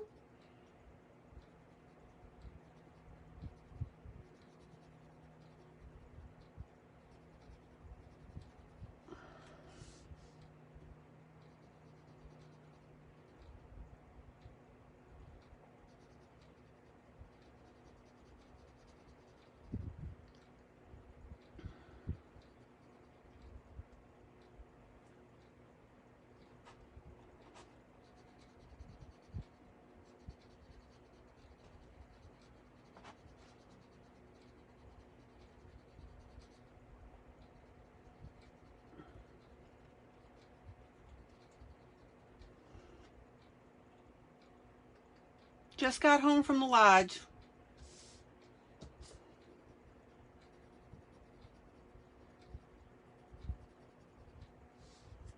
Oh, let me get lined up here.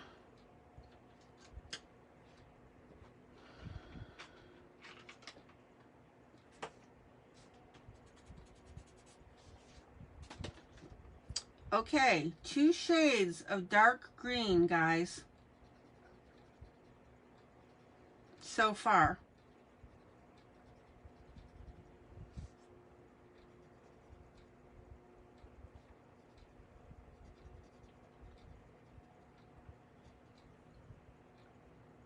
I'm using a lighter green. I actually started with a medium green, so I'm going with a slightly darker medium green. And then I am going to go with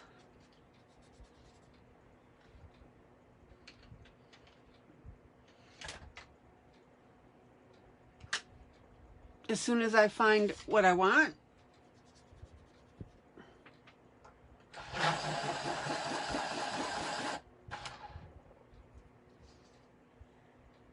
A darker green yet.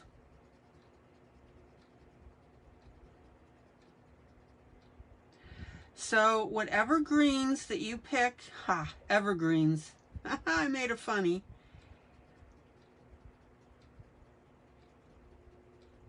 Whatever greens that you pick. In this case, I'm going with the lightest medium, a medium medium, and then a darker medium.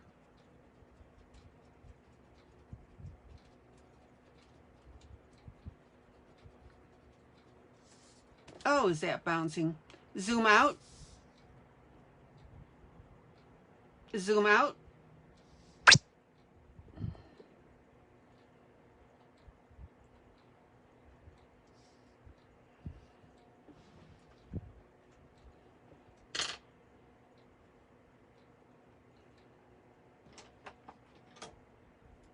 And just because I have it within reach, I'm going to go with a nice dark green with my marker.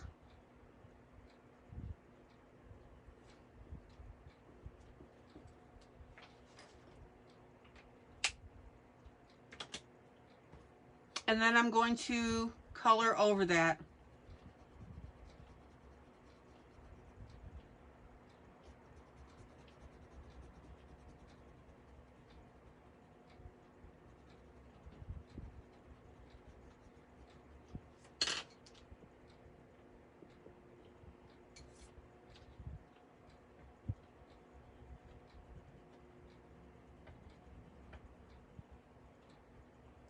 And then I'm going to blend down the sides.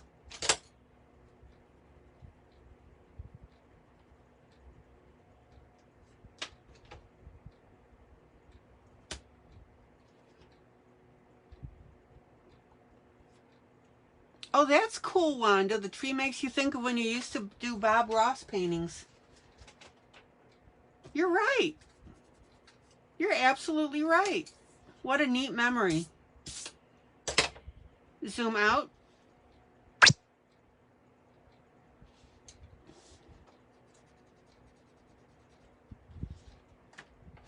Now, here's the method to my madness on these trees.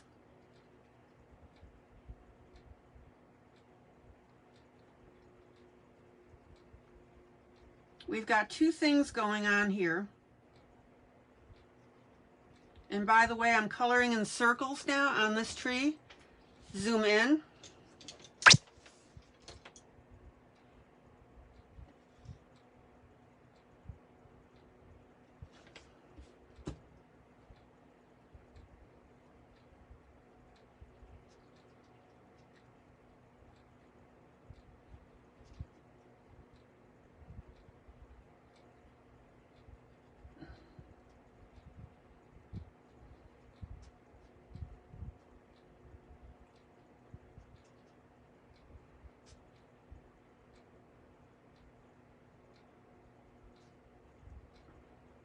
Notice the circles are varying in intensity, and I've got dark and light on there.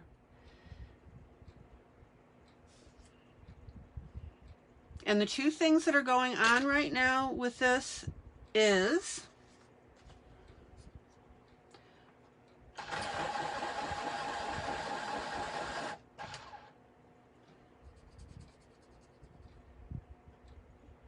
we've got trees that are in the background, and we've got green in the front of this on the young lady. So now the trick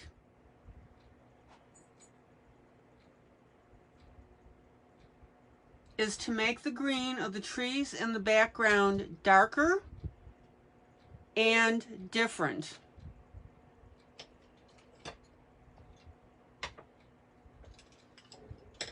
All right. And by doing that, I'm going to add a little bit of tree bark here.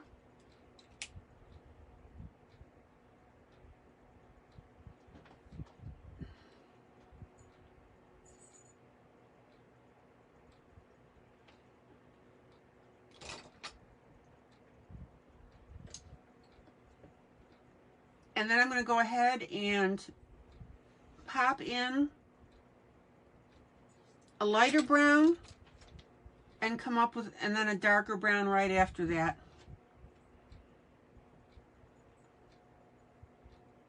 You know, Wanda, it's funny you should mention Bob Ross, because I was on YouTube and I kept running into his videos.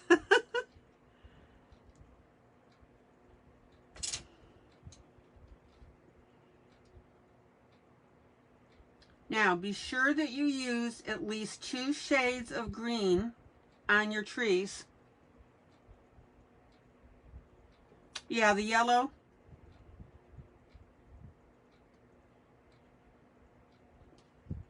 Wanda, I think I'm going to sit tight with this because I want darker trees. I don't want to draw too much attention to them.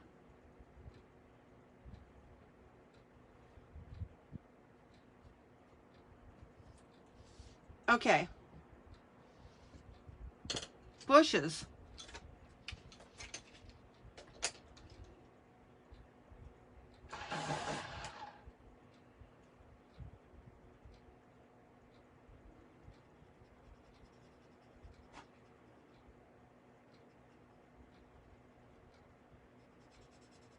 A standard medium green as opposed to a dark medium, if that makes sense.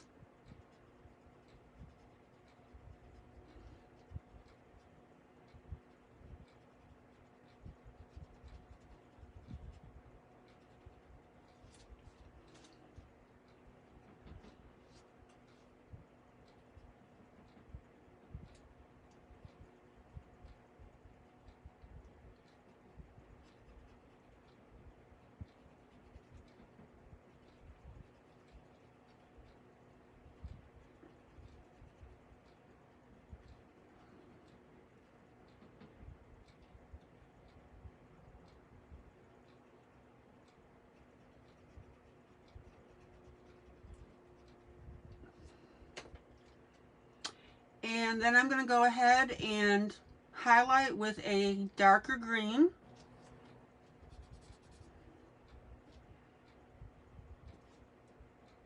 You see how beautifully that's showing up? Zoom in.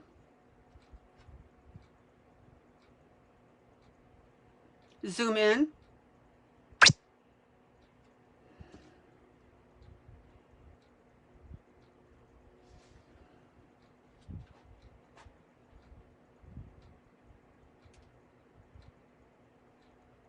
See that dark that I'm putting right in here?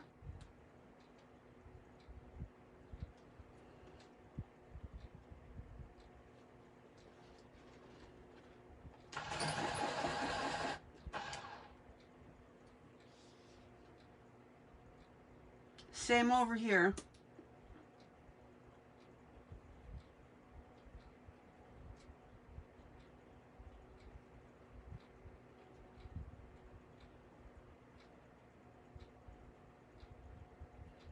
And notice I'm not covering up everything. Gosh, I'm bouncing. Sorry.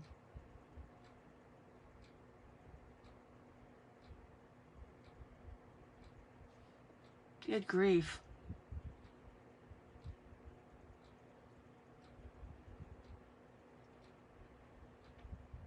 See these light areas right here?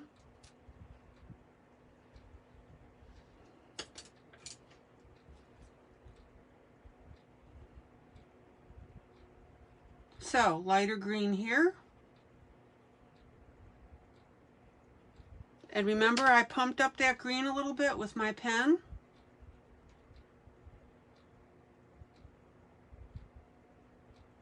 And a little bit of darker green.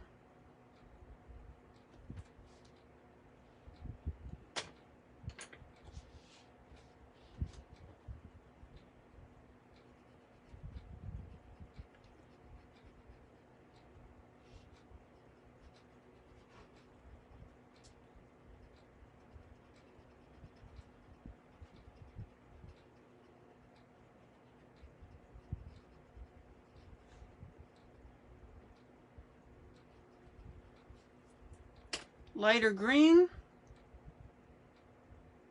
darker green. Anybody have any questions about that? Any comments about doability or why I've done something?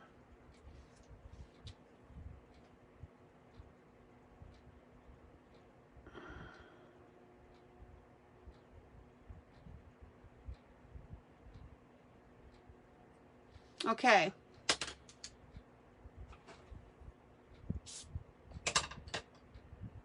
Let me get this little spot here.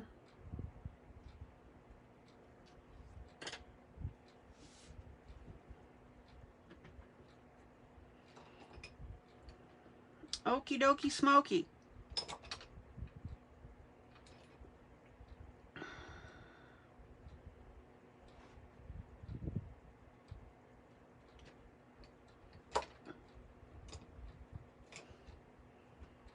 Church door.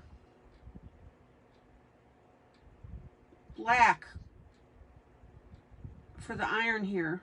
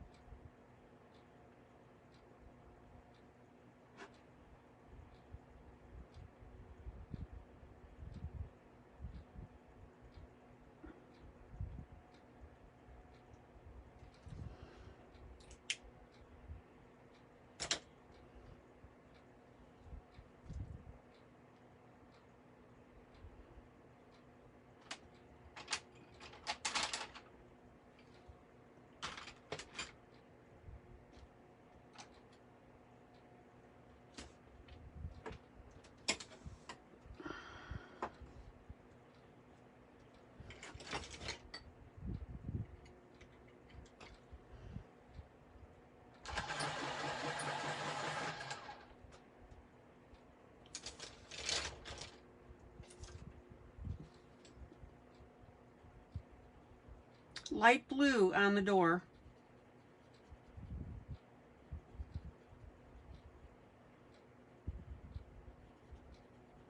You'll see why in a minute.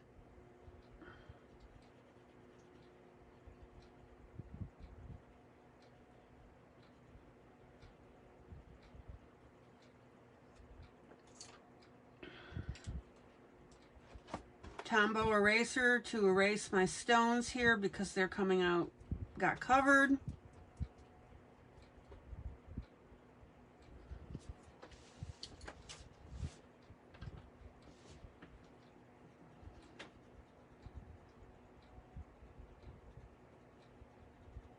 A little bit of gray on the door.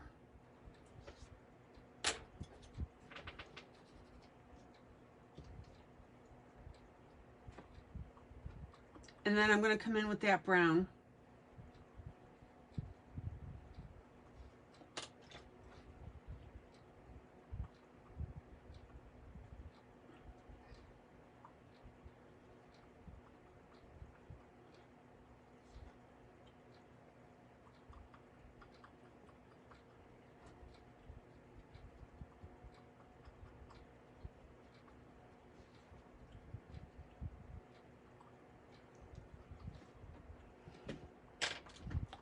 darker brown for the knot. That one, and that one.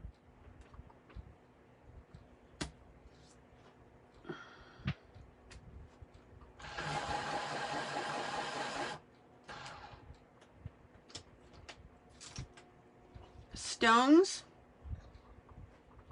light blue,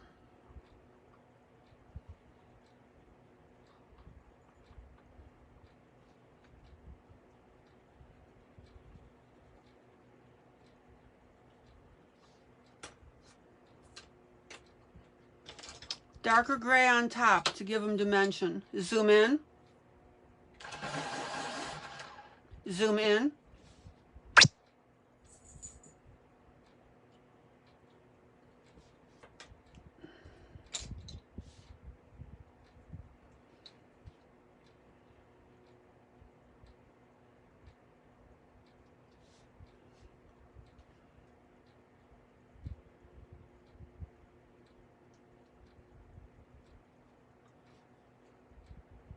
When you use blue and gray together, it makes for a great stone color. A little hard to show you on here because they're so small, but you can see how that looks close up.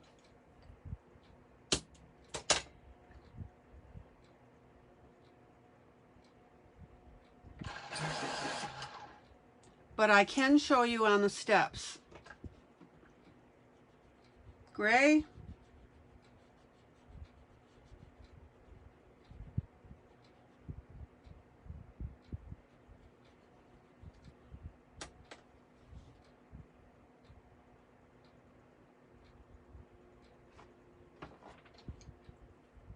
a little bit of blue.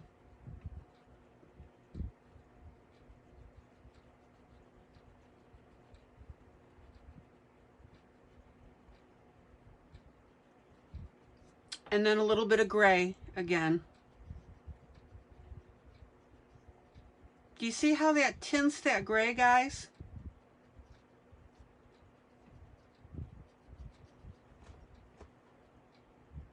To make it look more concrete.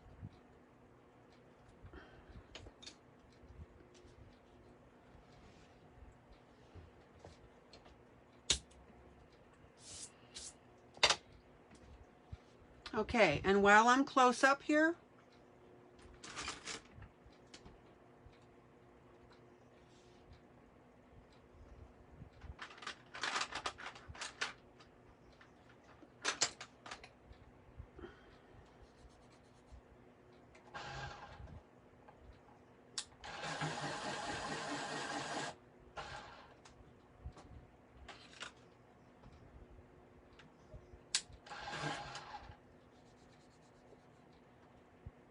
pale yellow,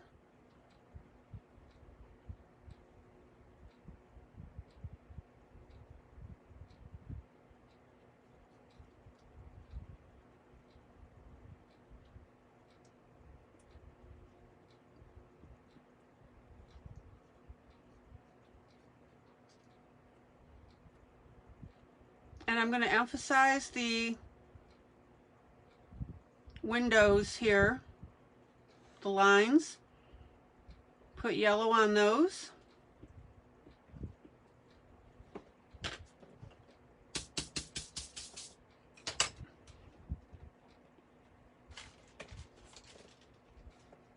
And if you want to tone down your yellow a little bit, totally up to you.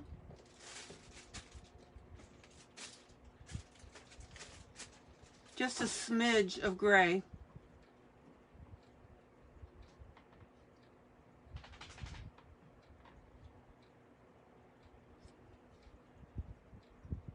Sorry I was off camera on that left window, but you can see it here.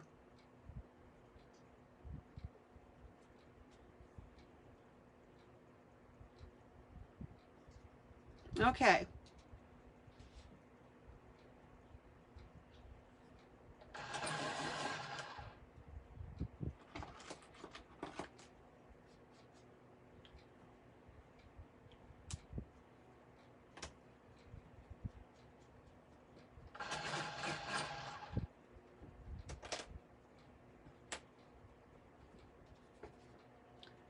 shutters, light brown.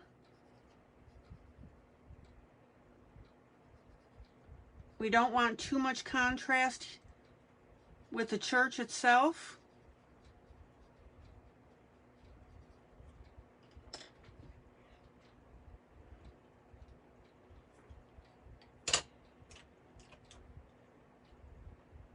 Blender pencil.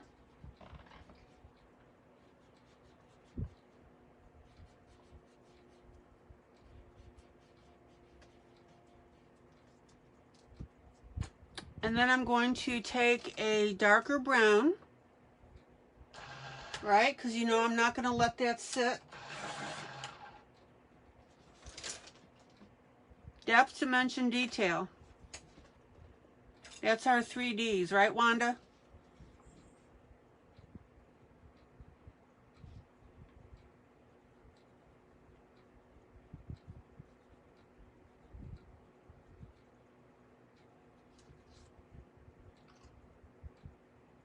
Go over that outside line. Bring the brown in just a little bit, lightly.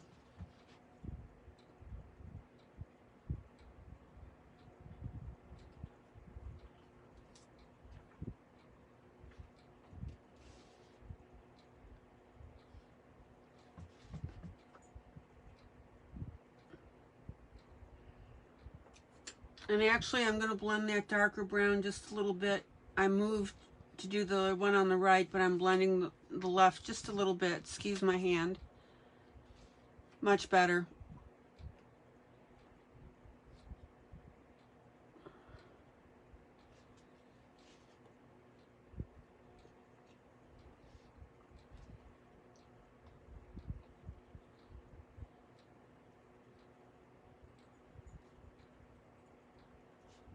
Highlight my edge.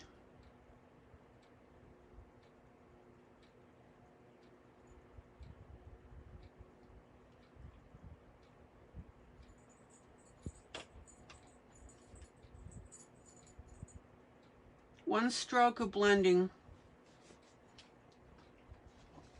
Zoom out.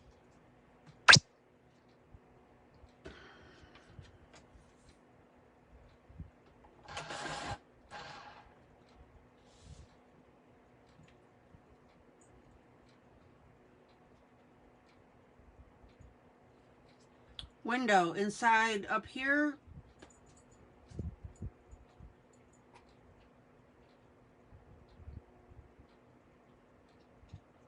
My dark brown.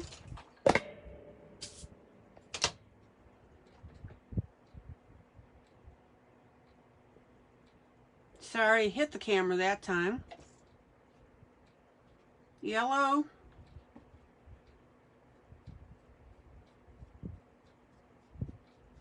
And my very light gray.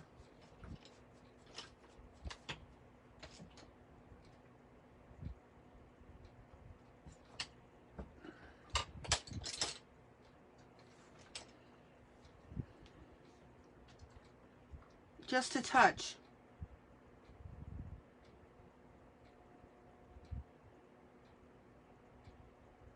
It's one of those, unless I told you it was there, you wouldn't really realize that. Okay?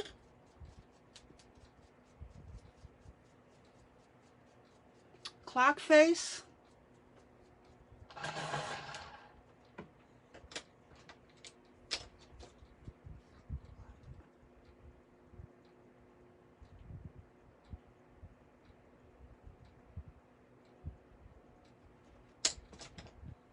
Yellow. Tinted with brown. Gold.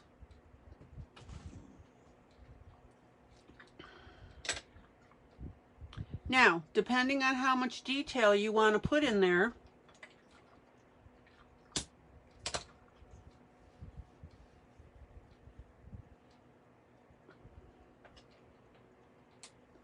I'm going to go back in and at least darken the clock hands.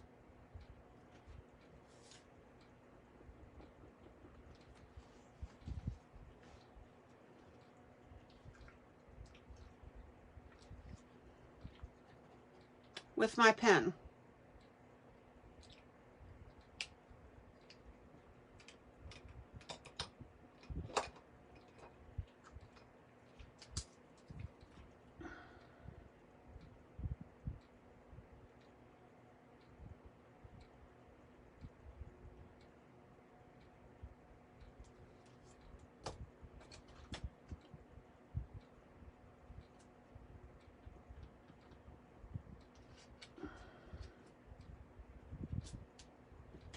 And I'm not going to go out. I did smudge a little bit here.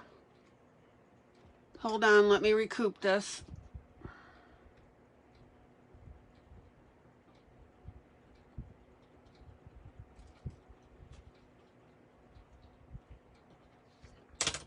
X-Acto knife.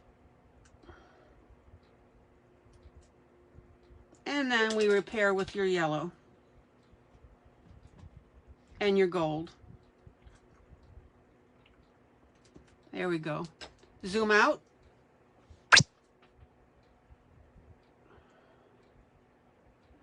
Zoom out.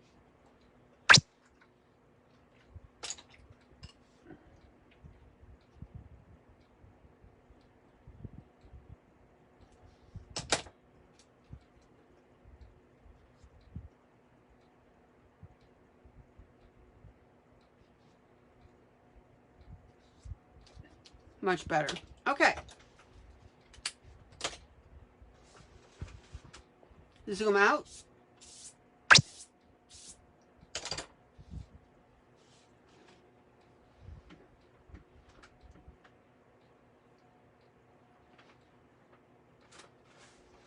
And anything that you see that needs to be blended now, and this is especially when you look in your monitor, or if you take a picture with your smartphone and then look at it and notice that anything is looking a little too harsh, blend it out. Okay.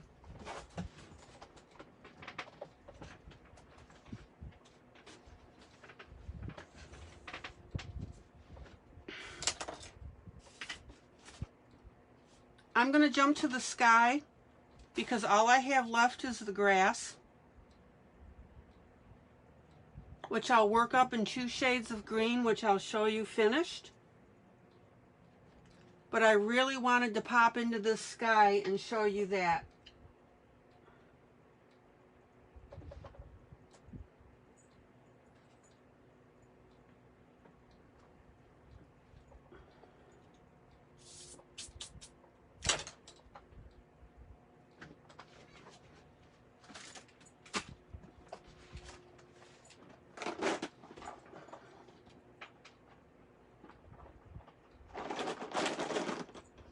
So I'm going to pull out my gelatos, and you'll see why in a moment.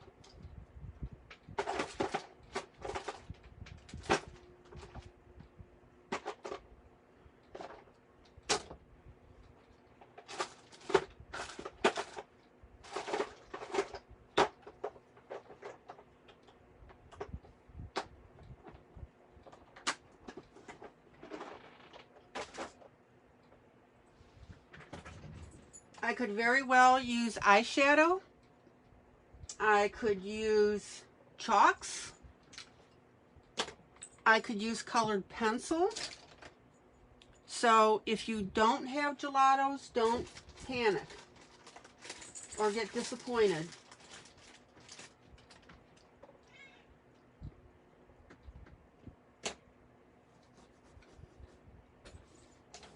Okay. Gelatos have the consistency of kind of like a lipstick, if you're not aware of what they are.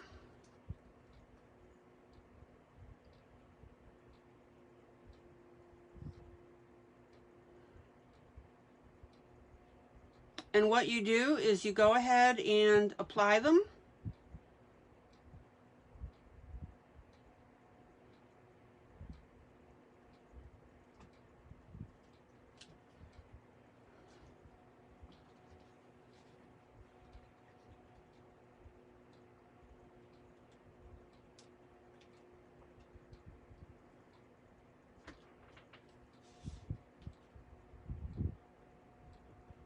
And you'll be very pleasantly surprised to see how accurately you can put them on there. I got into a very little spot down here. Zoom in.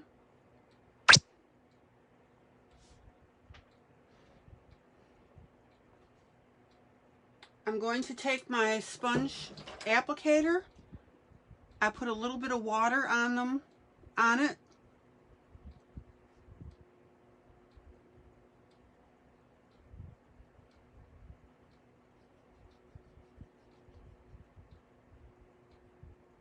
And then this is where you rub in your color.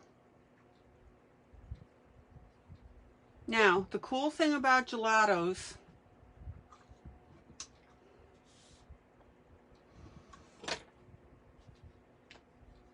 is they make for a very, very smooth background.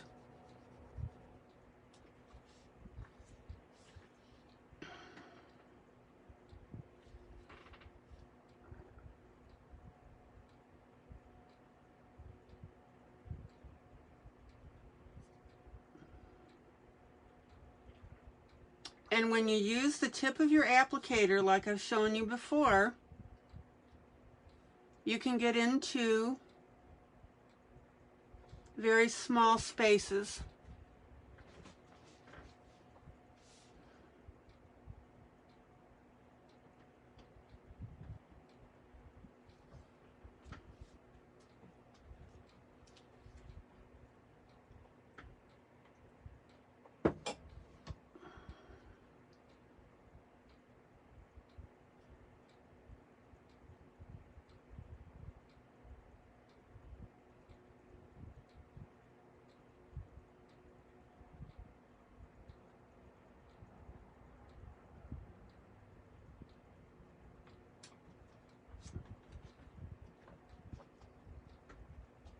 And if you accidentally smear your gelatos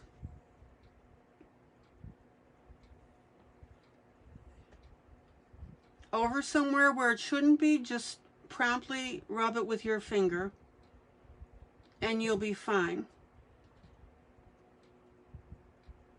Now, my tip is maintaining the color, so all I have to do is touch it to where I want to be.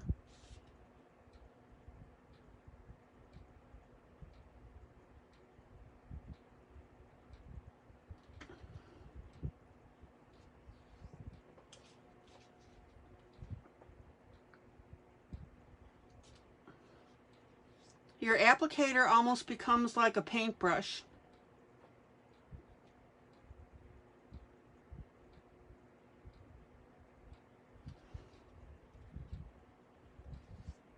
And yes, you can go over gelatos with pencil if you want.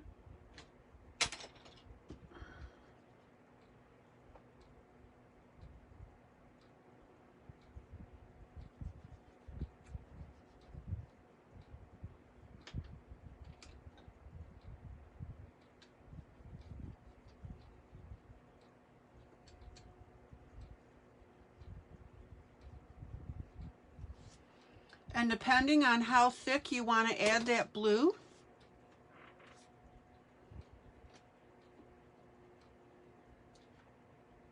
is up to you.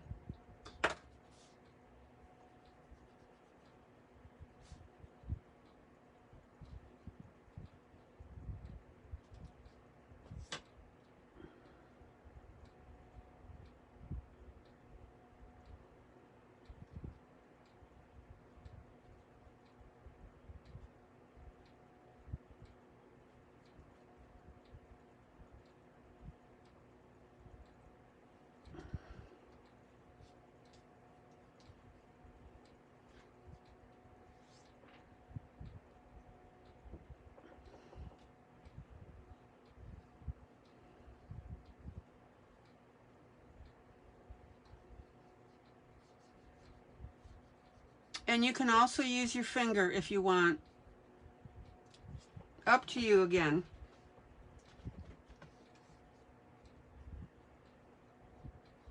So if your sponge tip applicator is too streaky, pop into using your finger. Now Maddie doesn't like to get her finger into stuff, so you can adjust.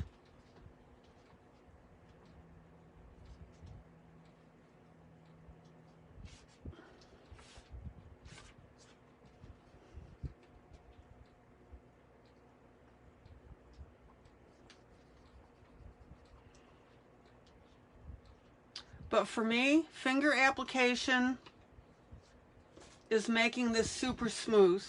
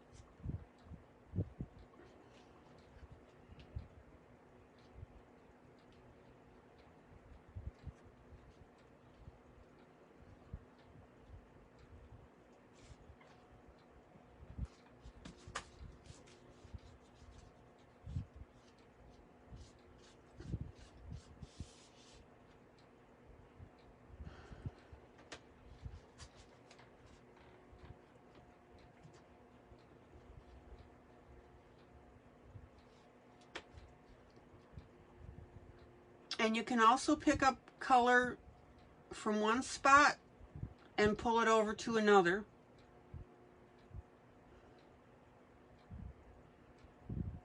Now, the neat thing about gelatos is they give you a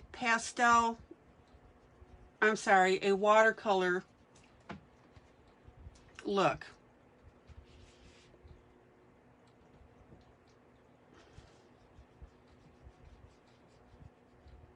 So in this case, because I want a nice light sky in both the sense of color and from the sense of how it's interacting with the rest of my piece, gelatos is perfect.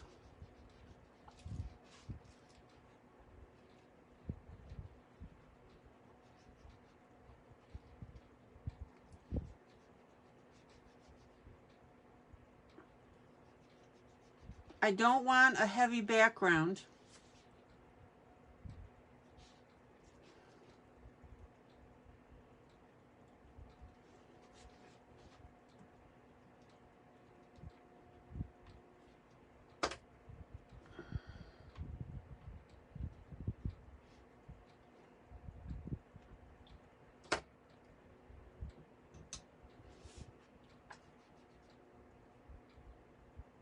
I want it light and airy.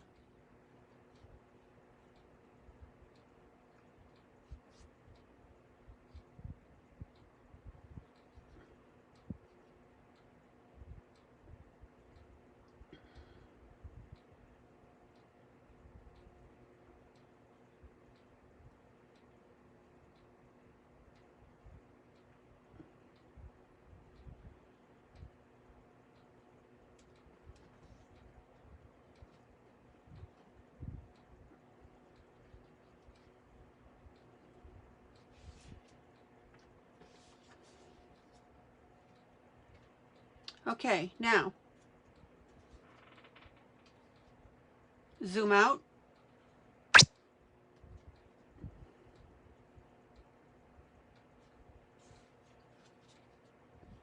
I'm not done with my colors. Sorry for the shadow.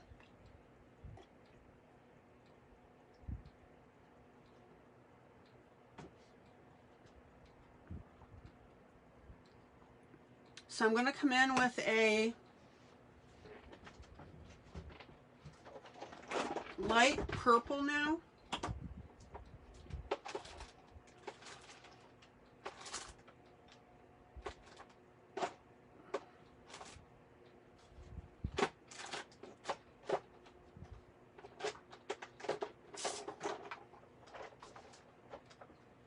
And I want you to think about, guys, when you're doing this,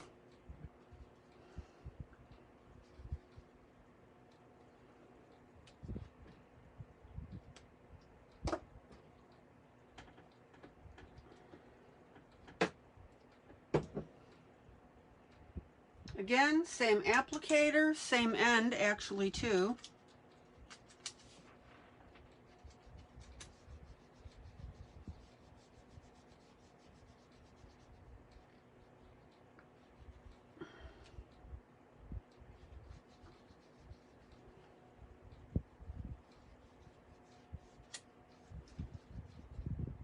Oh, my tip's coming off.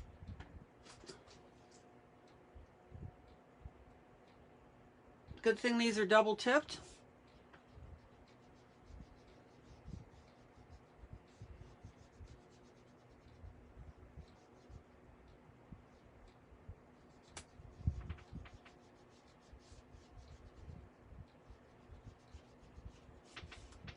And depending on how you want your sky to look, again, you can either go with your applicator or your finger.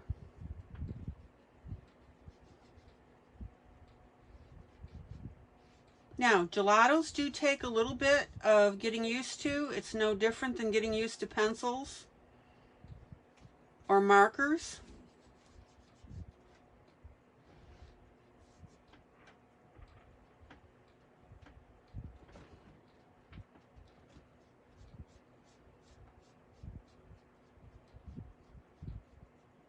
You just have to get a feel for how they apply.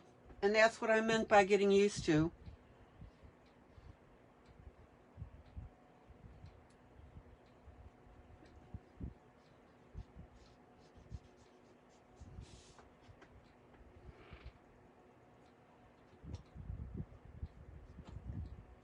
Now, I'm not going to go too low with my purple because I want my darker color towards the top.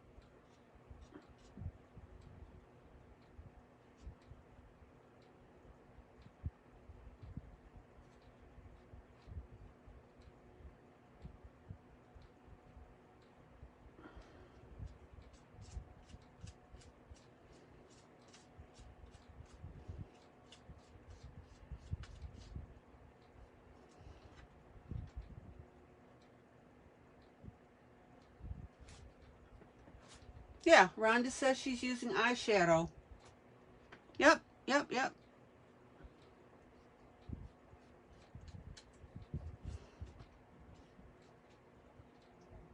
And just play with the blending, guys.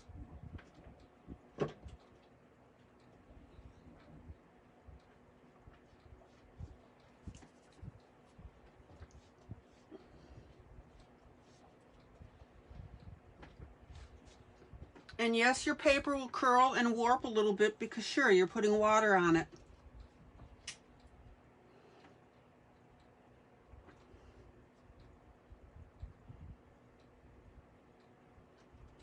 And also be aware that your paper up to a point will take this. And at some point in time, it's going to start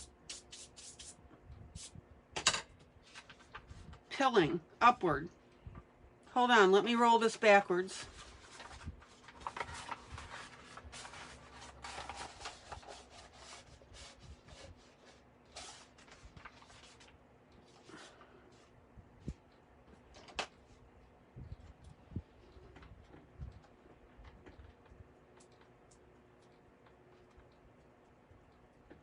Zoom out.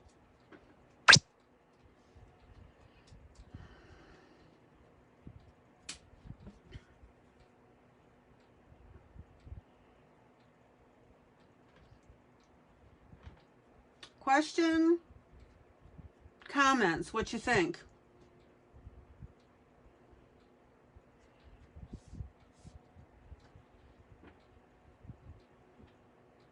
And you'll see the difference when all this dries out, guys.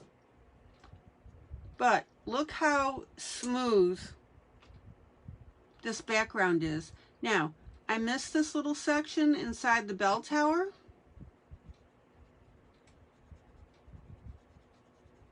So I'm coming back with colored pencil and I'll just fix that.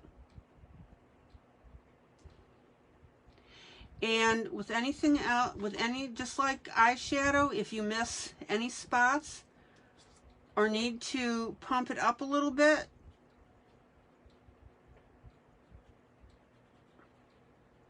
come in with your colored pencil because the gelatos play well with colored pencil.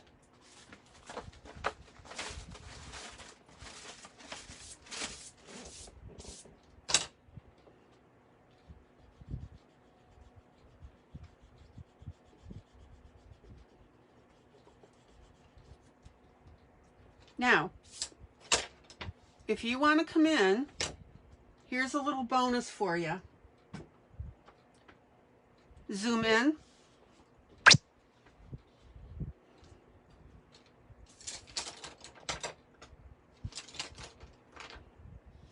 If you want to come in and add your own additional streaks of color, and right now I'm adding light blue, which is going to look pretty cool.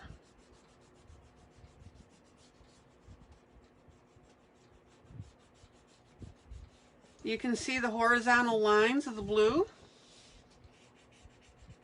Have at it.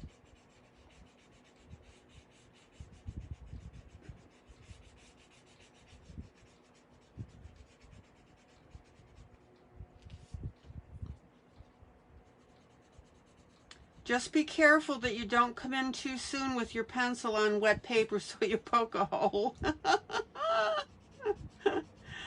Oh my.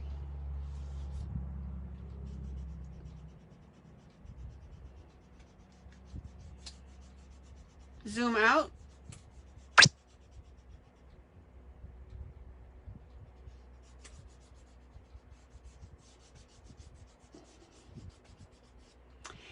And if you really wanted to play with it, and I hope that this is giving you some ideas,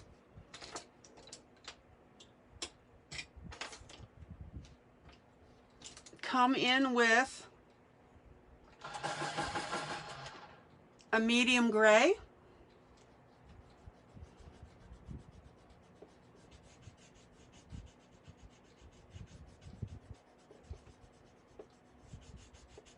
and pop that in as well.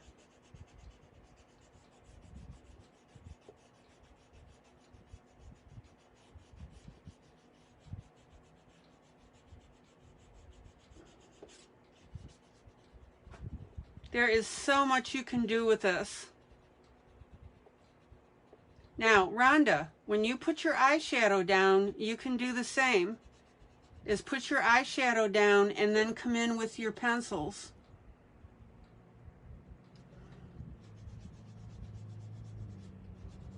Like I'm doing.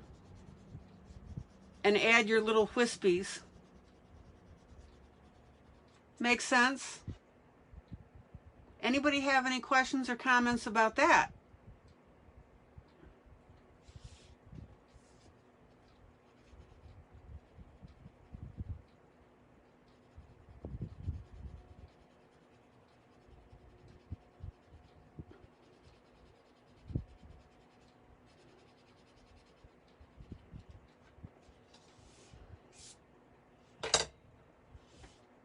And I really hope that you can see these streaks in here because it looks pretty cool. Zoom in. Again, paper's a little wet, but I think you can still see the effect. There you go. See that? So we've got all this in here.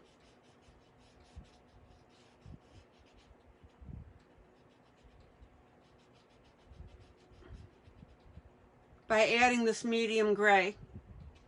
Don't be afraid of your colors, guys.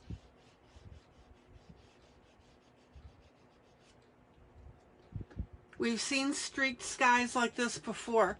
And the thing is, by having the gelatos on here first, that gives you a baby smooth background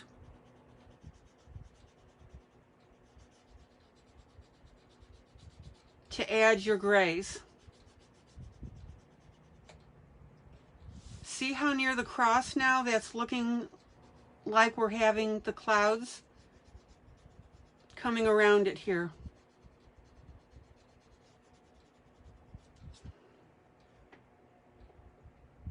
Zoom out.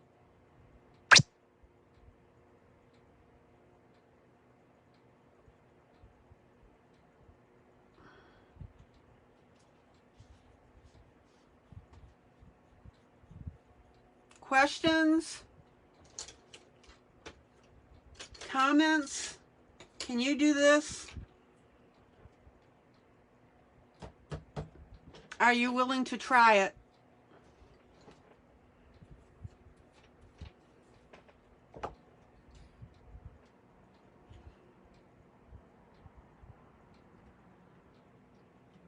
What do you think?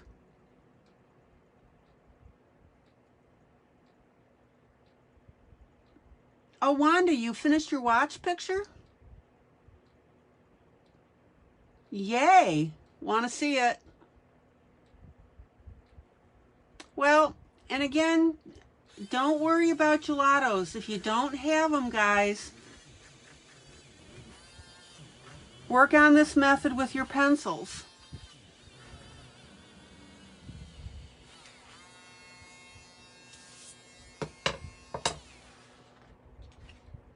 You can also do this with eyeshadow. Same type of effect.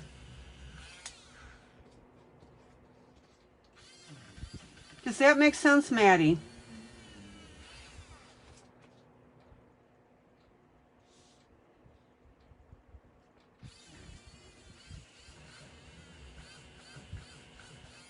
Give me a second to tidy this up, and then you'll really see how it looks.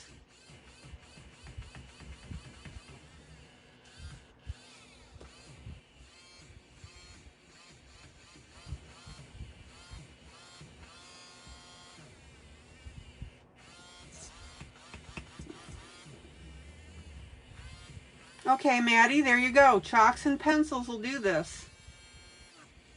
Instead of gelatos, use your chalks. Come in with your pencils after and make those streaks.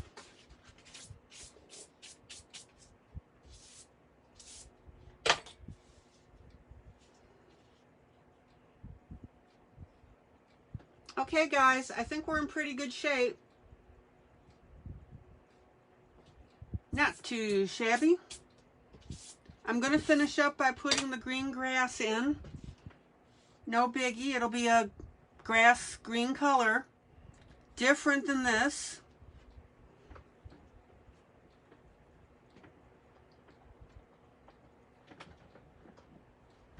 And I'll finish the tree like I did these. Can I zoom in on her eyes? Of course. Zoom in. Zoom in.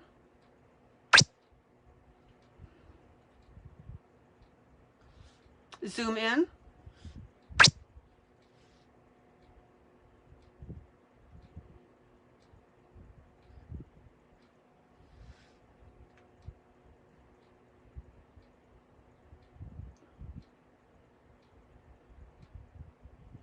How close do you want me to get?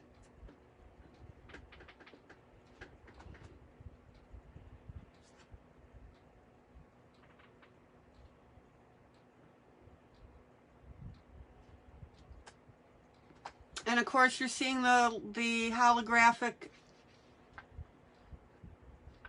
shine on that.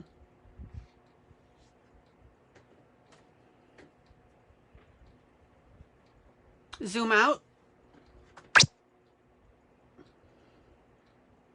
Zoom out.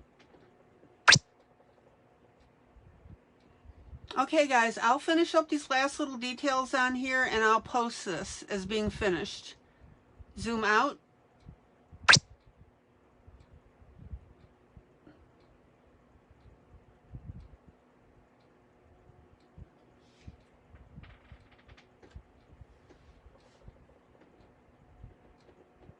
Zoom out. And I hope you guys had fun with this, watching it. Now, again, you don't have to do it exactly like I did it. But I want to show you as many methods as I can. I want to show you the tinting on the leaves and using different colors. I wanted to show you the multiple colors on the berries.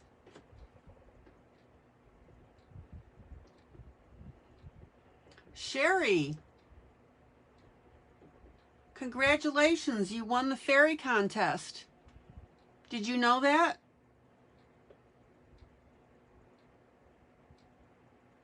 How long have you been in the room, Miss Sherry? Now, the other thing I wanted to point out about this picture before you guys go is that she is a little bit pale, and that's intended.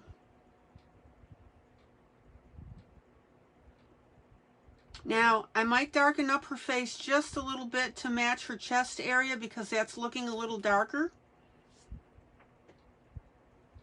But I wanted her to look basically pale. That was the effect that I wanted.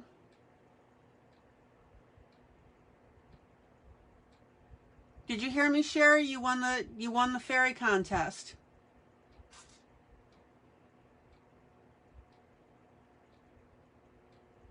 So I just wanted to make sure that you understood that and why she looks like this. And this is going to look a lot better when I get this last tree and the grass in there.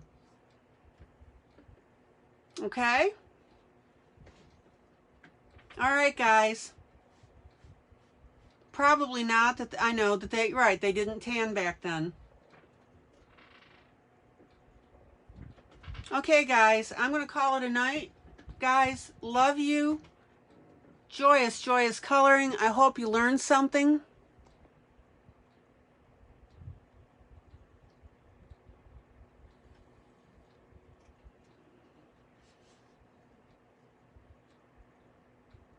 I had a lot of fun showing you guys this stuff. And we will move on to other things in a day or so. Tomorrow, probably. I'm sorry I accidentally slid off camera there. Oh, fun. All right, guys. Take care. Bye.